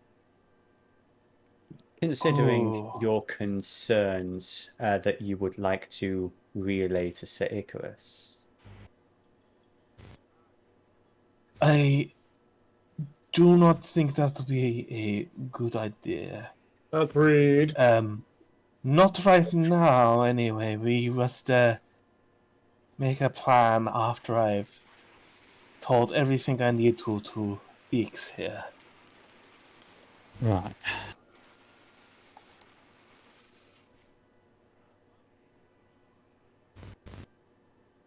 Okay. Shall we? To your room? Yes, we shall. And he gets up and starts going. Okay. So, Icarus and Seedie head up the stairs. And yes, remember, mechanically, that should actually work. Yep, that's just that. Icarus is being polite. Ladies first. Thank you. Okay, let me know if it doesn't load up and I can drag you over to that scene. Yeah, I'm afraid it's not loading. Oh gosh, Yeah. Okay, just give me a second. Also, I need to lose super quick, so I'll be RB. Not a problem. We will join those two again later. Oh yeah, it looks like for whatever reason the teleporter doesn't exist on this. Oh my gosh, I just realized why. So, random note. For those of you who are curious about running your own gaming foundry, the way that you create a teleport to a different map is you create a drawing and you assign that with a teleport tag. Now, because you lot keep drawing on my maps and I'm deleting the drawings, I actually deleted the teleport. So that's on me. That's on me. Yeah, so it's all good. It's all good. But we will rejoin Beaks and Seedie in a little bit. Ang and Skullface, you are left alone in the tavern. Is there anything you two wish to discuss about the evening's events that have taken some very unusual turns? Least of all, Ang, you hearing the high priestess of your religion roaring down the corridor in such a fashion. She was very enthusiastic. He's still trying to process that. Hmm. Is it the bird dick? What I mean, what? I thought birds probably didn't have dicks. They just had a cloaca. How is that monetization, Jurnis? What monetization? Yeah. I have got nothing from this place. Mm. What are you talking about? I managed to get somewhere with that. No, we were making a joke about Twitch and the fact that our streams just devolve into smut. Well, Twitch, as long as you are okay with it in certain contexts, Twitch doesn't care. YouTube, on the other hand, YouTube is gonna catch you at some point. I know you can't do that on YouTube, otherwise you're gonna be demonetized. I don't even have enough followers. I have enough viewing time, but I don't have enough followers to even monetize my videos. One day. But anyway, back to Ang and Skullface. Are you two discussing or trying to process the things you have seen? The walk from the Golden Maiden, the discovery of a body, the miraculous resurrection. I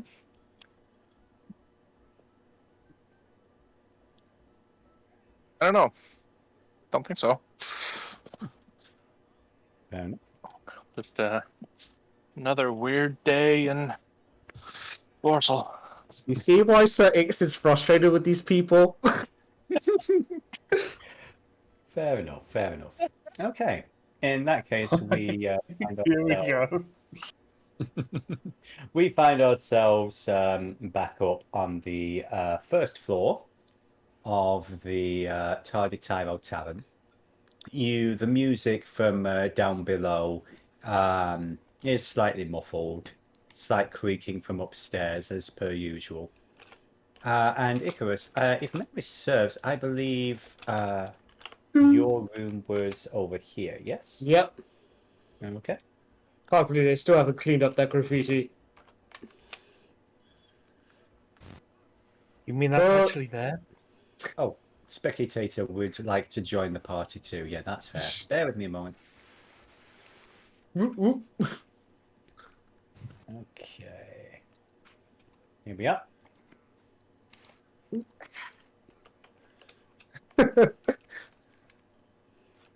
So, Right, here we are. You first, madam. Thank you. For junk. Huh?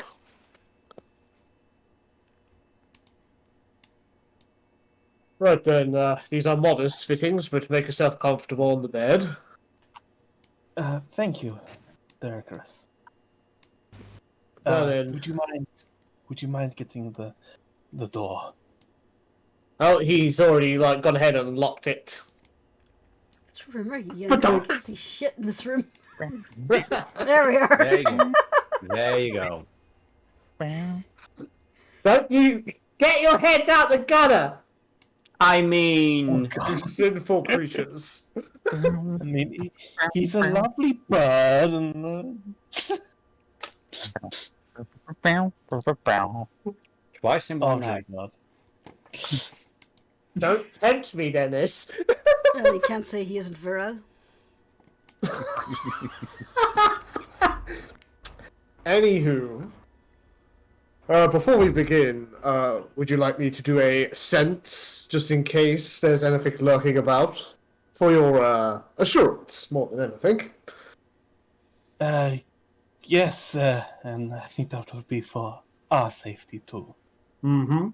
So Icrius is going to pop another divine scent, so if he detects anything within 60 feet, specifically fiends, celestial, and undead, he would know.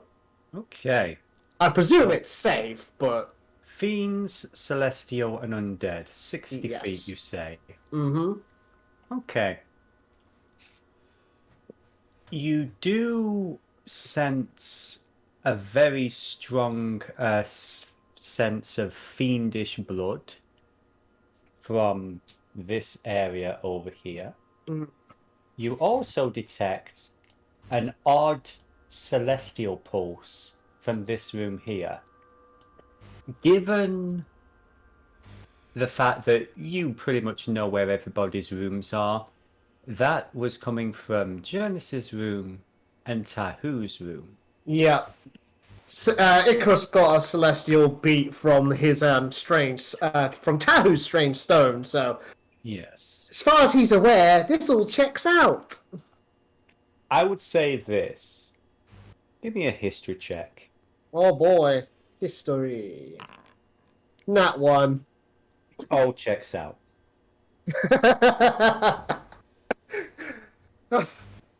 Nothing to see here, folks. Oh.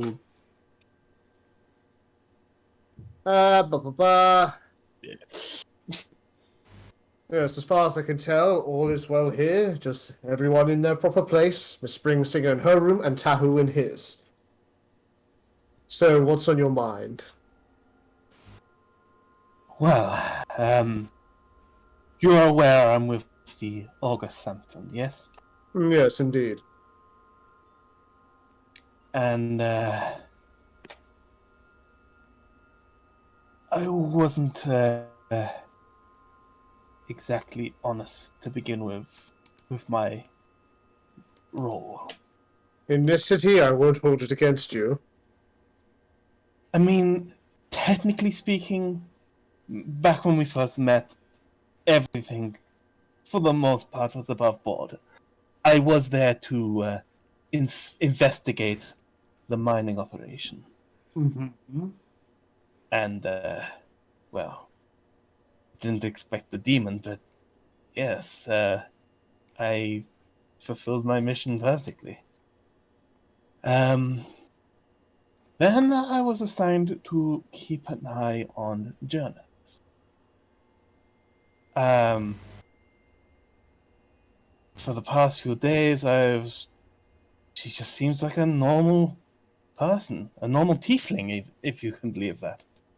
I can believe it. I don't see why everyone in this city is so obsessed with the woman. I mean, Graz I can understand. Or is it that Jurnis is obsessed with Graz? But carry on. So after further pressuring from my superior, they let it loose that it was more that I had to look after her. Someone, I think, wants to protect her. I mean, I have no qualms with it. But here's where it gets sinister. Carry on. No, you continue. Sepsis knows she needs it with all the, like, friggin' prowlers after her. Yes. You see, this is where it gets a bit more sinister. Hmm. You know we're due to head down into the Underdark soon. Eventually, if it pleases Skullface.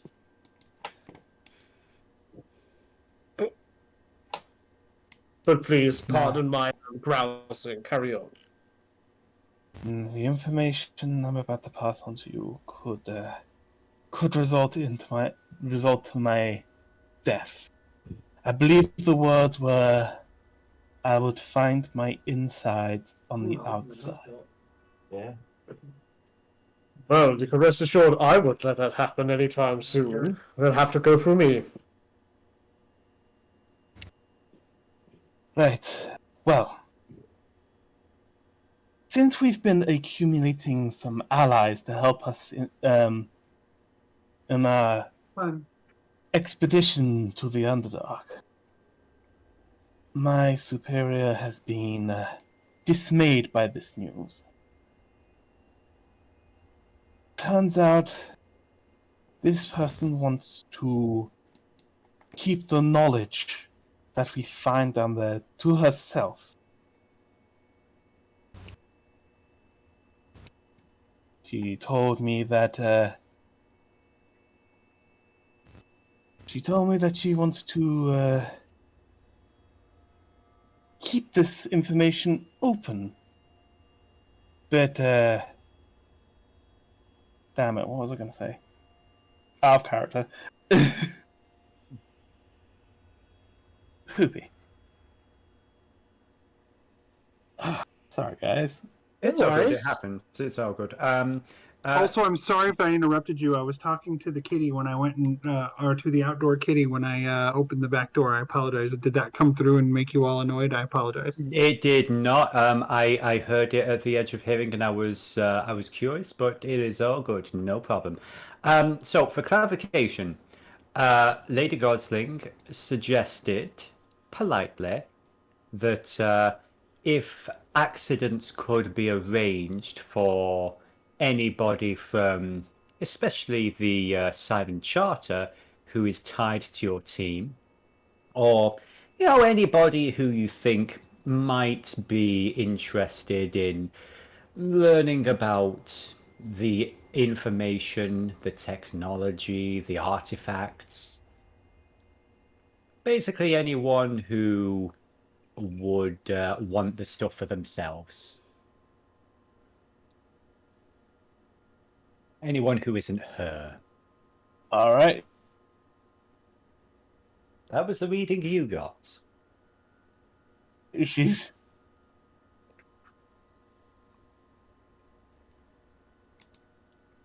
going.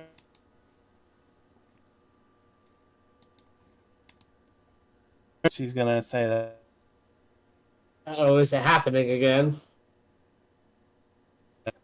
Hello? Hello. Oh, no. Hello. Yeah, we hear you now. So what's... I hear you, Frux. Oh, nuts. Looks like... Can you hear me? Yeah. Yes. Yep. Okay, good. I'm like on one bar, so... Yeah, I heard everything you guys were saying while I was disconnected somehow.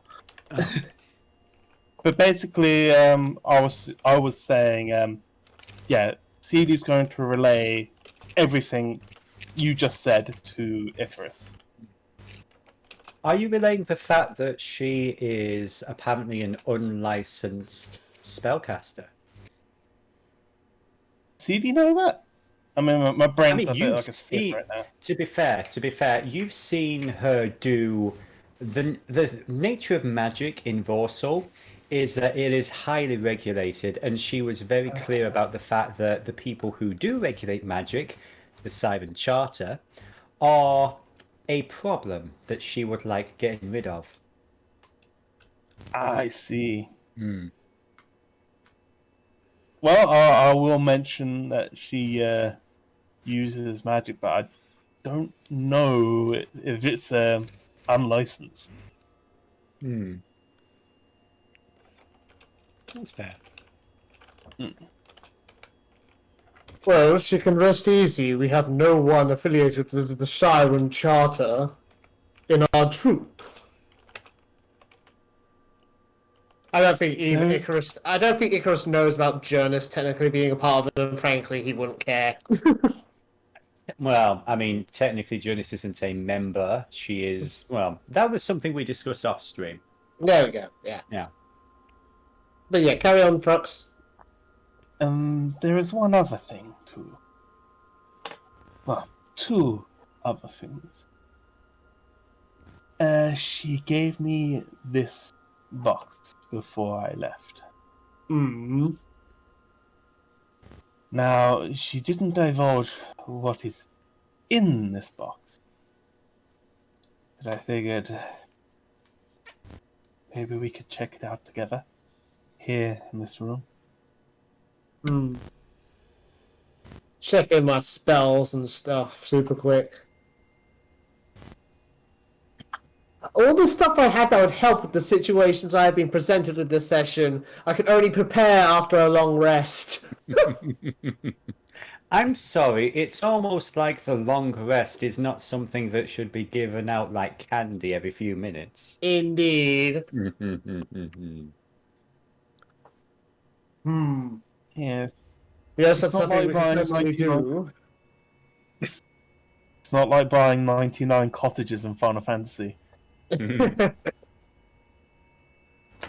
Alright, pass it here. I'll open it up.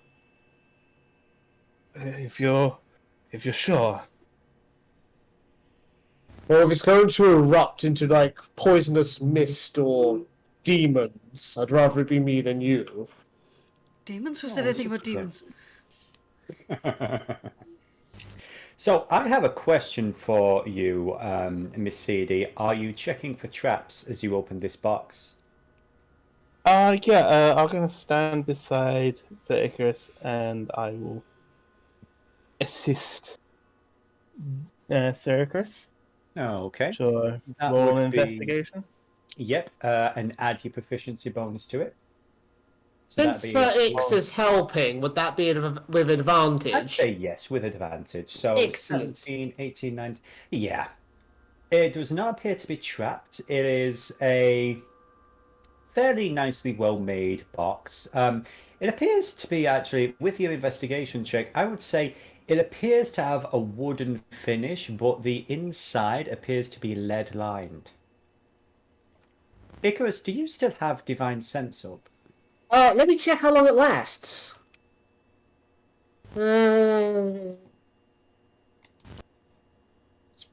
It just says until the end of your next turn.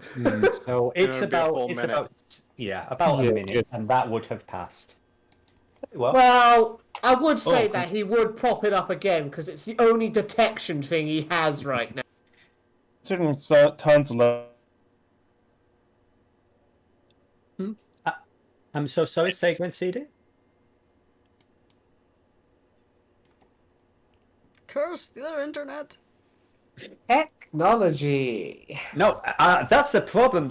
The internet has been cursed. Hopefully she can hear us. I'll reiterate anything that she misses. But as the box opens up, I would say, Icarus, you do also Hello? get... Yes, Hi. hello. Yes, you hear us? Hello? Hello! Hello, yes, this is Dog. That's dog line. Yes, I know. Can you hear us okay, honey? Hello, what did I miss? Stop it. You didn't miss anything. It's all good. So basically, the box opens up, and as it opens, Icarus has his divine sense up. Dennis. Yes. Dennis. Yes. Frux outright just dropped. Oh, He is gone. Technology is a piece of shit. Okay. Frux, are you back? Back now. Yay! There's a box. The box was opened. Icrius has divine sense. And as the box opens... Is she still here? Yeah, I'm joking. You basically feel the same presence, or at least something similar. A slight celestial ping to what you detect in Tahu's room. Mm-hmm. Before you is it looks like an amulet. Ornately, it's the best way to describe this would be like a found piece that was converted into a pendant. You know, like those kind of, you get them in like new age shops where people get a bunch of crystals, they wrap some wire around them. Yeah. You know, that kind of thing. Except the crystals here made out of a type of amber. There's part of the metal and the wiring that they've used looks odd. Basically, like, it's a found piece art project, if that makes sense. So it pings a celestial. It's amber. So it's very much like Tahu's like trinket. It was given by the same person. There's also a little note. Yes. Oh. Well, After you read see the that. note first then. Maybe. Oh, I was just gonna mention that she did overhear Gosling's meeting with Tahu. Oh, so yes, So she did. she knows Tahu was given something. I don't know if it's like the exact same thing as me. And has Seedie explained what Tahu was told to do? I cannot remember. You know what? In all fairness, the DM was re-listening to the episode earlier, and he has forgotten. So we'll say, for the sake of argument, for the time being, that Icarus and Seedie are aware of everything that's been going on with Seedie and Tahu. Does that seem fair? Just to keep a few less plates spinning. Someone came to my door. What did you say about me and Tahu? No, not Chemise, Seedie. Oh, sorry. Yeah, it's all good.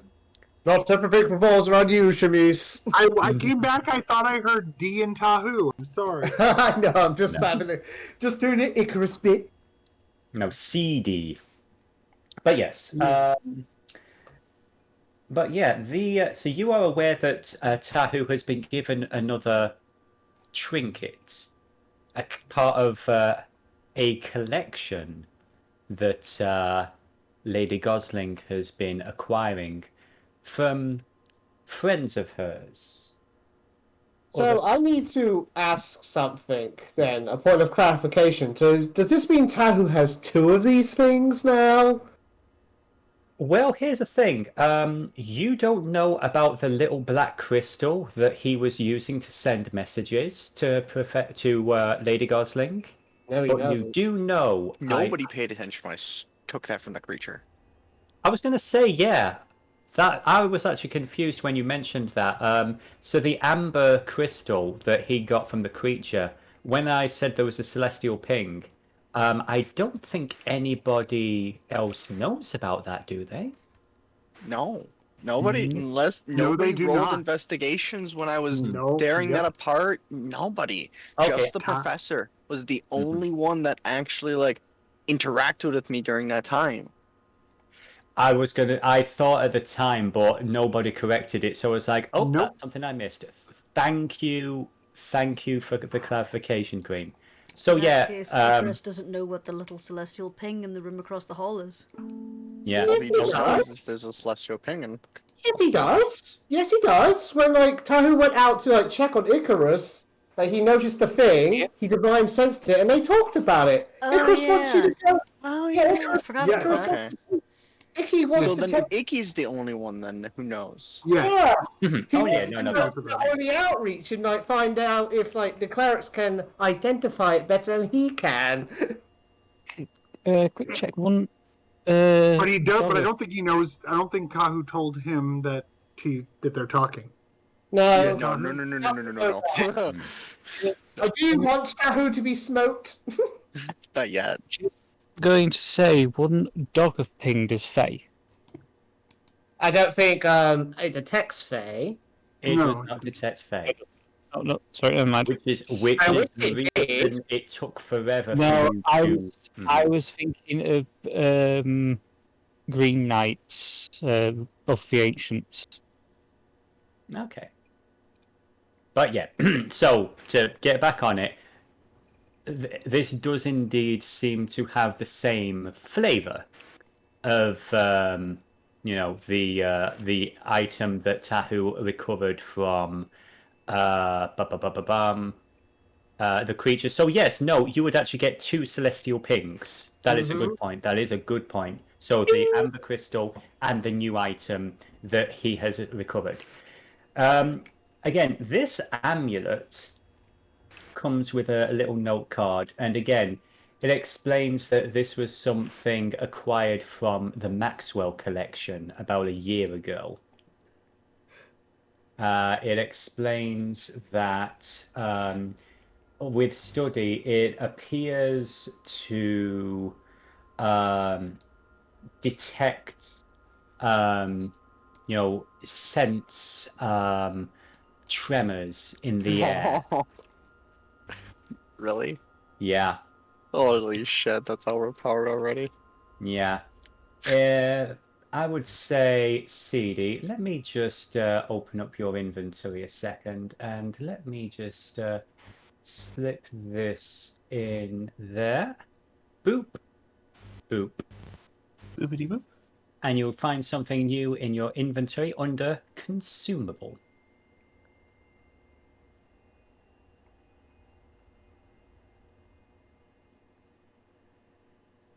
So,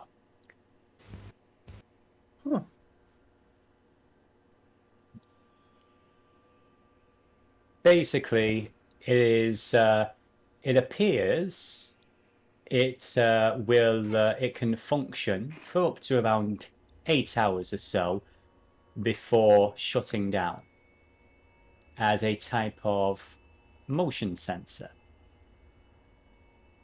And all the details are in your inventory there, my dear. Nice. I would like you, Seedie, actually, because you would actually have a chance at knowing this. Actually, Tahu too, retroactively. Both the not assassins, could you please give me a history check?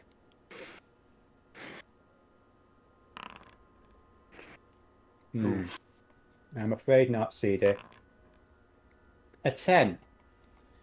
As you were flipping through that card, the name Maxwell rang a bit of a bell, but you don't really know where to place it. That's it.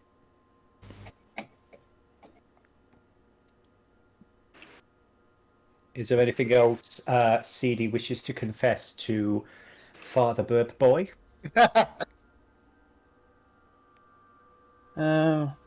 I want to confess everything, but am I missing anything?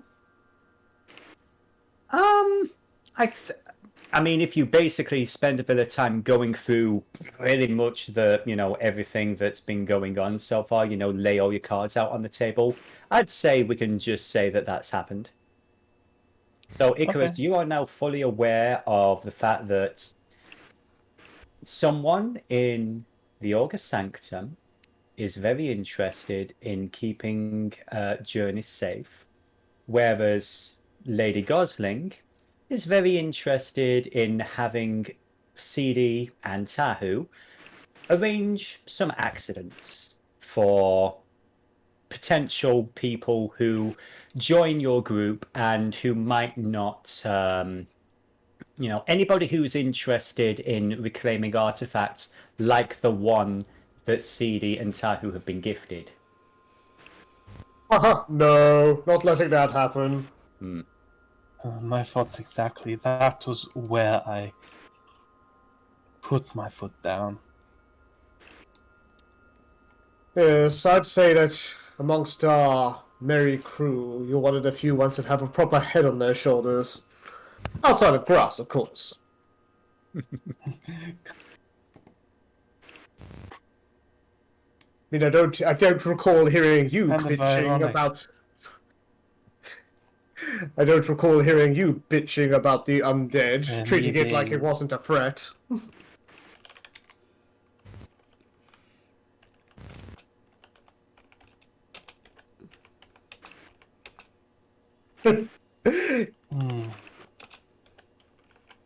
Sorry, Frux, are you like saying stuff again and it's cutting out or what?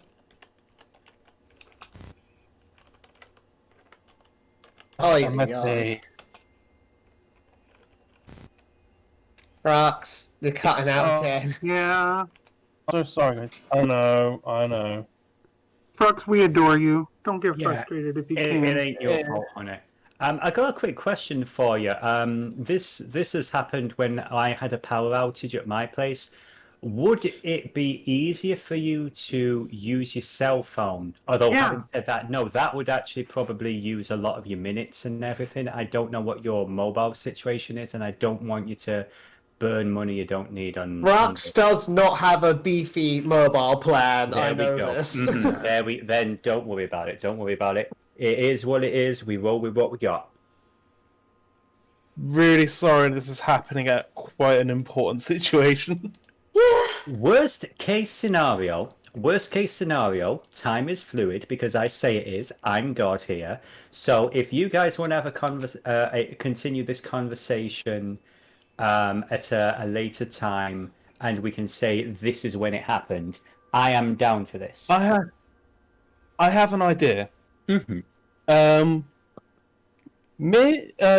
You can cut to like someone else maybe, and in that time I will reset my router, like unplug it for 10 seconds and switch it back on. See if that helps. Okay. Well, I would say there's only one more scene that I have planned for the evening before we go to the next day. So I think that should be that will hopefully be enough time. Does that seem fair for everybody? Yeah. Okay. Best of luck. Absolutely. Best of luck, folks. See you on the other side. See you in a bit. Bye. Technology at source. So yeah. I can't believe Tremor sense, really? Mm. I'm just a little flabbergasted. Well, again, it's a one-time use. I sure hope. I know. Yeah, you know. Go on. Tahu. No, I was gonna say I sure can't, and then I realized I can't. I can't say what I want to say. I don't want to spoil anything. So yeah. So, moving our spectator all the way over here to Jurnis and Glaz's room. Did one of us have an accident? Jesus. I mean, well, yeah, you woke up with quite an interesting. You're still injured, kiddo. Yeah, I'm pretty sure I didn't piss myself though. Huh? No, that's supposed to be a fur rug. Okay. Wow. I made this map. I did. Yeah. Shit, I can't unsee it now. Oh my gosh. Oh shit! I spilled my booze. Raz is bleeding again. Jurnis just to bed after a dream. Wow. A question why Jurnis would be lying on the rug anyway. I'm glad it's comfy. Also, look at the rearrangement of them sheets. Come on. You know, there are endless elemental effects in Foundry. Yeah. Jurnis, give me a Constitution saving throw, please. Oh dear. Constitution, because I'm really good at that. Yeah, you're not gonna have much sleep tonight. You're entire body feels like it is aching. There are muscles that are tense and locking that you didn't think could lock. It's like your entire spine is just clicking and locking, and it is uncomfortable as hell.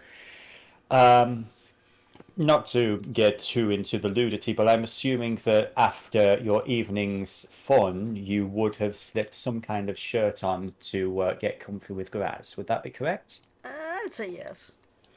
There is a great deal of pressure in your back as you hear a ripping sound from the shirt. As Graz, again, for the second time this evening, looking a little concerned. What does she see, Jurnis? Okay. Jurnis's nightshirt is extending upwards and eventually rips to reveal a dark shape just spreading out and reaching up around the room, just filling up the entire bed as dark feathered wings stretch out behind her. What did I miss? Oh no, you came in just in time. That is very painful! Oh god! I drop connection for 1 minute and Jurnis grows wings. Yeah. The Icrius came through. Yeah.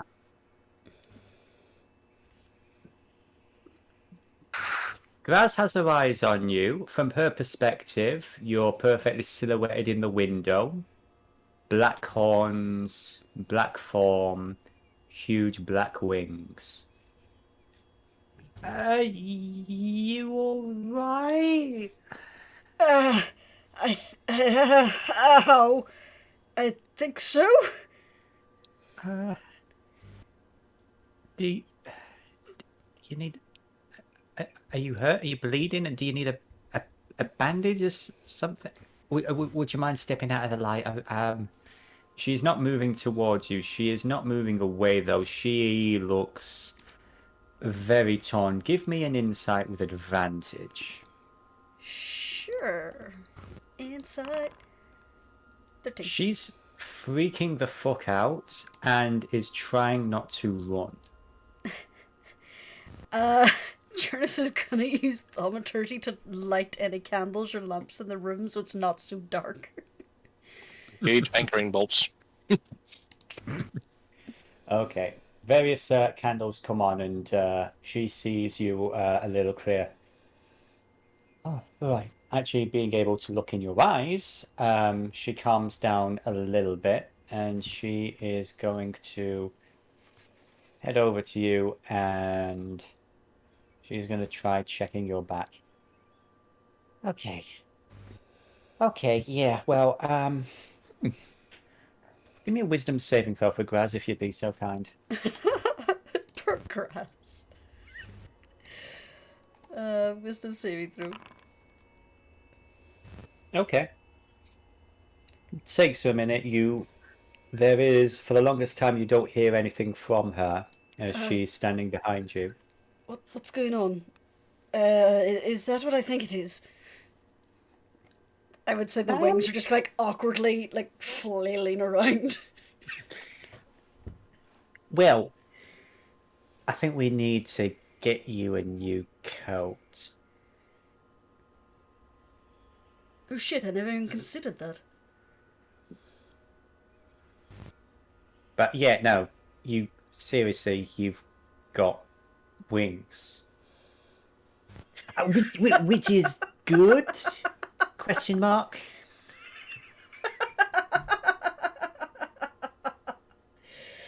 Oh my god. She came through on the word. That's amazing. Jurnis has just like grabbed one of her wings, pulled it round, is having a close look at the feathers and such. So this is a gift from your mother. So it would appear. Okay. So, right. Okay, so you used to have wings. and you've got them back. I mean, that's good. And no, honey, I'm glad. I'm really, really glad for you. But you have been walking around this city for a bit without wings. How do we? I mean, how do we hide this? How do we do we just say, oh yeah, no, took a potion and yay, oh wings, yeah. I mean, that's how do we pitch this? That is a fair point. I'm going to ask the DM a quick whispered question. Of course. Whisper. Secret law. Here comes the sun.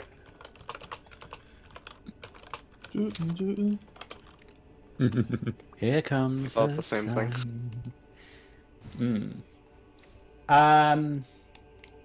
That's an interesting question.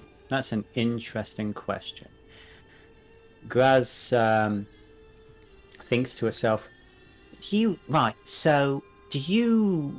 okay, how can I put this? Have you ever been able to do something like this? And Graz's physical form shimmers, and even though I can't actually show the token change, before you is now a familiar looking gnome woman wearing Graz's outfit. You've seen me do this before, right? I have, yes. Right, well, obviously, don't tell anyone. It's illegal as fuck. You're not really supposed to be able to do this. It's, I was taught how to do it, shall we say. Mechanically speaking, she explains the concept of things such as alter self, mask of many faces, that kind of thing. The ability that she has is something that she refers to as disguising oneself. Is that something that you can do? I believe I could, yes. Do you teach me give it a the shot. incantation? I mean, it's less of an incantation. It does take a little bit of work, but if you're... I mean, it's gonna be a long night. Between you and me, I was already kind of exhausted before we went to sleep. So was I, funnily enough. Well, yeah. Yes, you were. But no, okay, right. If we can get this figured out, then at least, for the most part, people won't be able to see all this. There is also the possibility that we could perhaps convince Dr. Eli to pretend that he did this. It seems to be common knowledge that I went to him for something. Yeah, we can do it that way. She drops the disguise self. Yeah, I like that idea. We just woke up and it's like, oh my gosh, it worked! Oh, what a miracle! Whoa, will wonders never cease? The miracles of modern science, and nothing to do with making deals with devils from the hells, which will get us both burned alive. I like that idea. They tried. What? Nothing, never mind.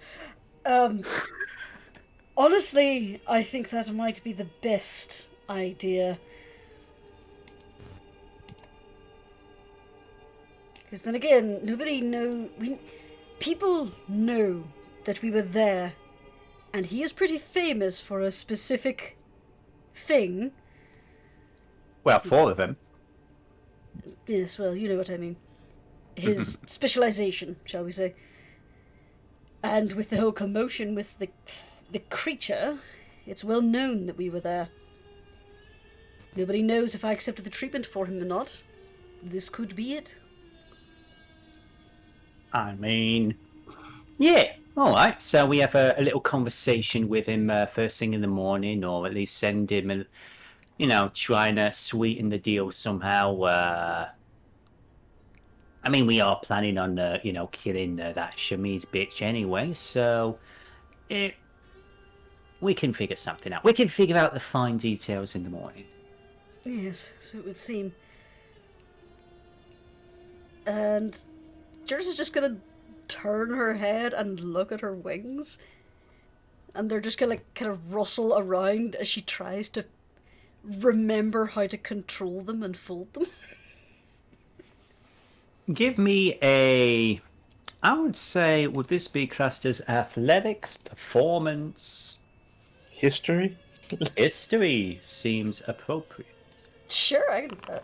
With disadvantage. So that would be a 7, my dear. It's gonna take you a little while. Much like a bird that's, stuck in a small location, control is gonna come with time. However, as you look over to Graz, you do see that the concern and, well, let's be honest, borderline terror has been replaced by fascination and wonder. Jurnis is gonna beautiful. try that, and man. drape one wing around Graz, just playfully, Oh. and avoid knocking her off the bed.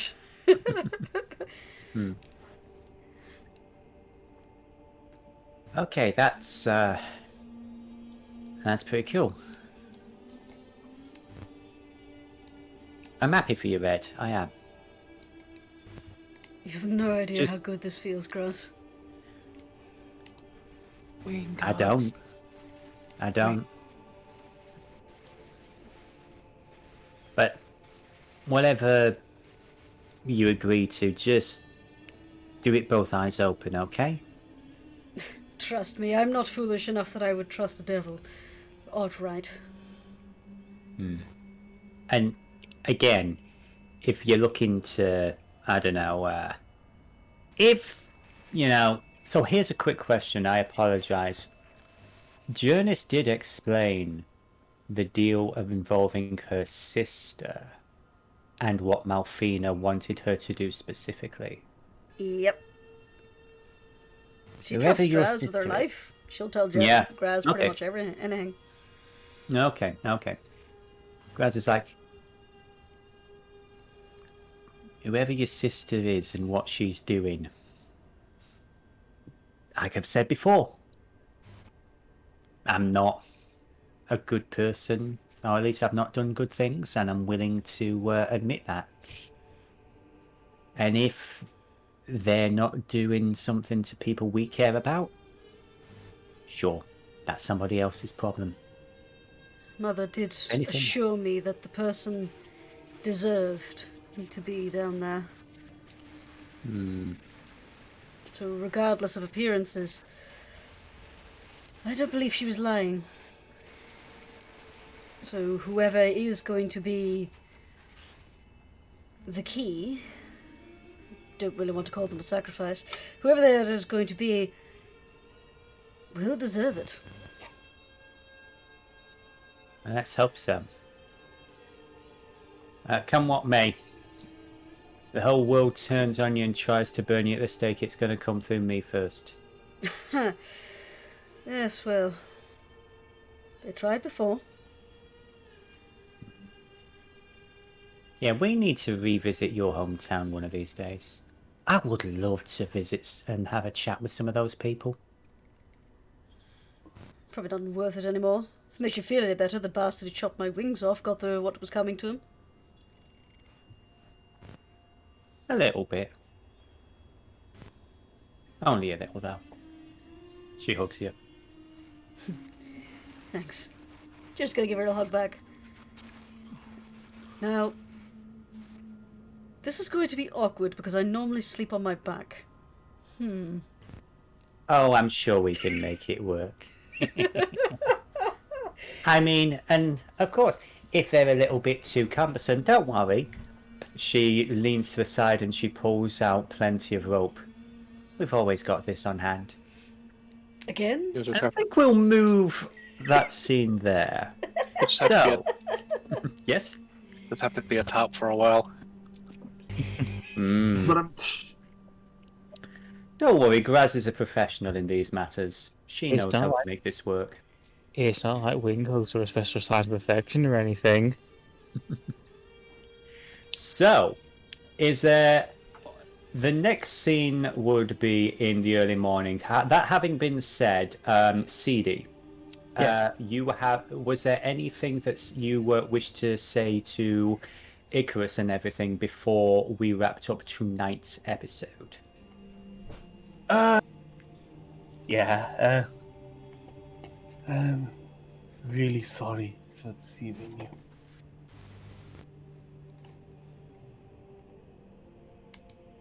Honestly, my dear, you don't have to apologize to me for anything.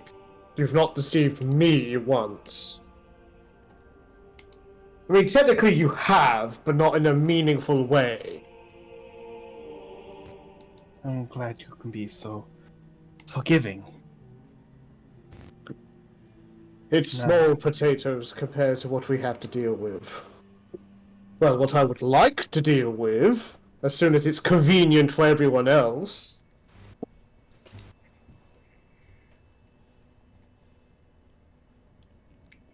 Passive aggressive Chemise. much, Icky?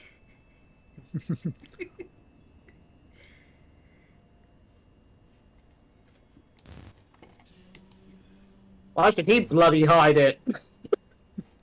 I'm telling you, you can just come down here, Chris. You know, just come on down. It'll be Now, great. Chemise may be the lady of salt, but Icarus is just the saltiest bird alive. Yes, he is! The king of salt.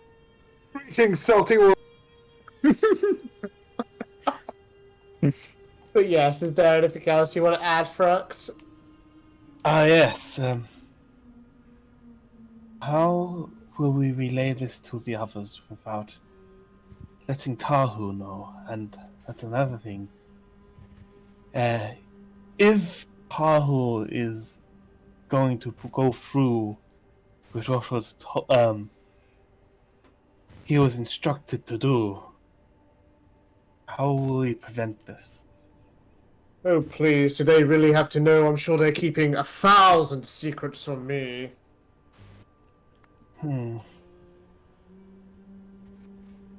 Did you know this means some important people are going to die? Possibly.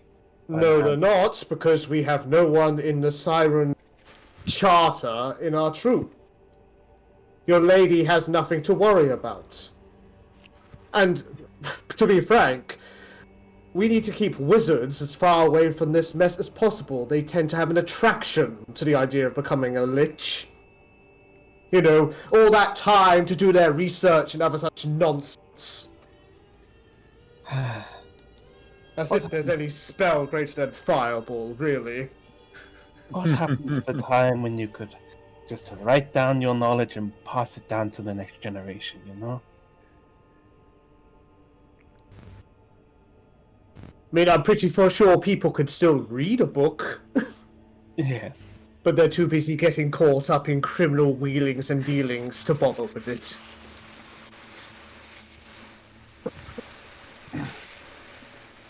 Well, I wonder how much salt I can put on this bird. Very salty. All of it. Most foul. well, it's getting late.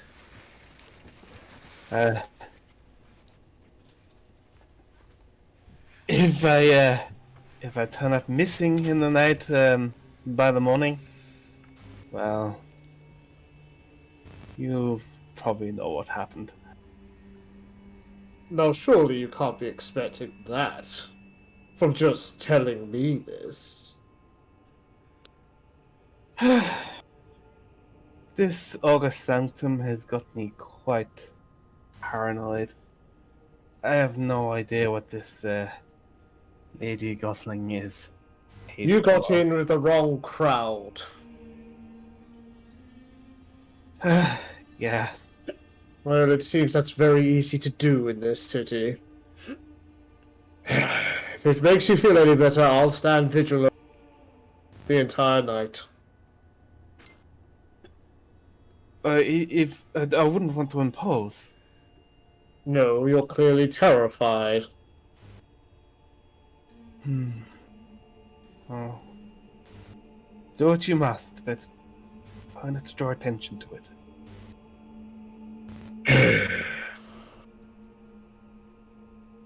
Pretty sure I could just stand still the entire night and not attract... Oh, sorry. Let me clarify that. Pretty sure I could stand still in a room, my room, without drawing attention to myself.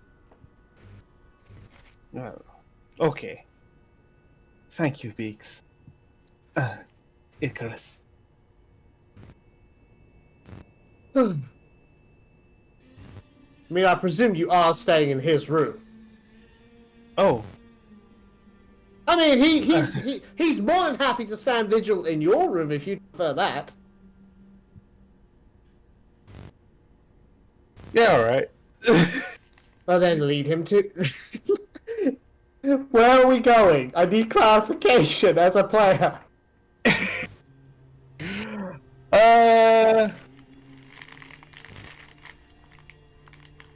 You know what? I think I'd feel safer in here.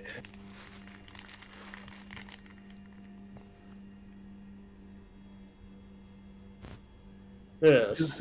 Sleep well, Madam Seedie. I'll stand watch over you the entire night. Thank you. I'm so sorry to put this on you. Worry not. Rest now. Knowing our group, it'll be a friggin' year before we get round to actually confronting Chemise, so... I can catch up on sleep. Meanwhile, her power grows. Well, it's nice to know someone else is aware of that fact. Well, she literally threw... She can literally control creatures from the Underdark and teleport them into our vicinity, and she can strike at any moment. Thank you. Again, someone else who noticed that. You know, she's so subtle. Our ears are burning. They probably are, like, the heat this salty burn is radiating. Kraz, is it just me or does the air taste very salty to you? I know, it tastes like, I can taste like, overcooked chicken. Yeah. His eyes and memories are burning because he probably would have noticed the blood donor had been there before they got in the room. Oh, it was there before? It wasn't... Yeah, it was time before. Yeah, no, again, it's called the blood donor because that was one of the creatures that Dr. Cathal had been using for months. It hadn't been teleported in. There was, however, something inside it which Chemise was able to use to control it. That something is now in possession of Tahu. Do we all know Tahu has this thing? I think we established that Sir Icirus is aware of its celestial nature, but Yep. I don't know if Icarus has communicated that Tahu has this crystal. Well, he would have when, like, Seedie showed him his new her crystals. Okay, yeah. Because it's like, hey, these things are the same. Yeah, Now yeah, Seedie knows. Yeah, Seedie knows now, yeah. Well, good night, Icarus. Alright. Good night, Lady Seedie. And he's gonna cast Bless. Aww. Oh, dang it. So, in case, like, she needs to make a saving throw for a good night's sleep, she can add 1d4 to help. Oh, That's really gonna mess up. Oh no. Okay then. So, as we wrap up this evening's episode, Sir Icirus, I do want to know, are you staying awake all night? Yes, he is! I'm gonna take a point of exhaustion! Oh man, I'm so sorry, Kuva. Aww, that's so No. disappointing. I know, because unfortunately, that means that poor Mazarina won't be able to have a chat with Sir Icirus tonight. I mean... That's fine. He might That's fall fine. asleep on his watch. He might. And if he does, we will find out Why- what happens next week. Oh, okay. Actually, I will say this. Unfortunately, everybody, next week, the Dungeon Master is not going to be available. So there will be no Voarcel next week. Week after, we will be back to normal. And we will return to... Finally, we will have got through this particular long evening. And will be a new day with new distractions and new things to worry about. And the sun will burn high in the sky in fury, looking down on you all. For now. Why is the sun so scary in this universe? Because It makes everything hot and unpleasant, and once it's turned off, everybody will be off so much better off. And they'll also be dead. Icrius is going to fucking flip the next morning when he sees Jurnis. Yeah! Yes, he is.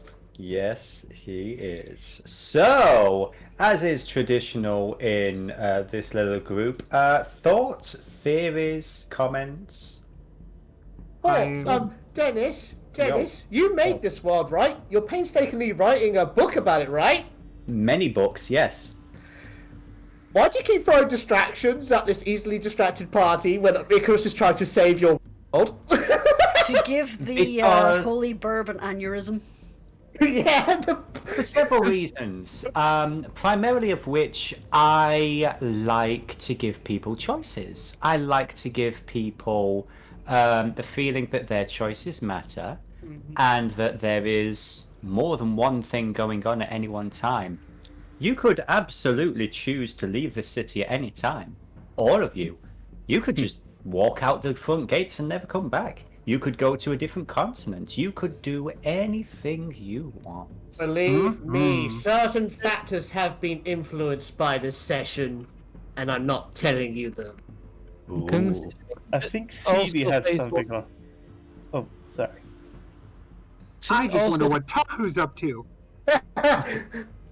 Considering all Skullface wants is to double check that his theory is not complete and total lunacy before going to Warden Reap and saying, "We got this information, I checked this is a possible theory," and then leaving it in the hands of the City Watch. That'll take, what, 4 hours? Thereabouts. Dennis, why is there a literal glowing knife hanging over our heads? There's a very good reason for that. First of all, I couldn't find any artwork for a pin in the tile section of the Frux, the Foundry.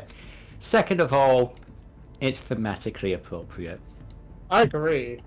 Plus, it just looks cool. Yeah, so last session, when we were talking about the different continents and everything, the DM realised that a lot of the stuff that he had set up in Roll20 had not come over in the Foundry.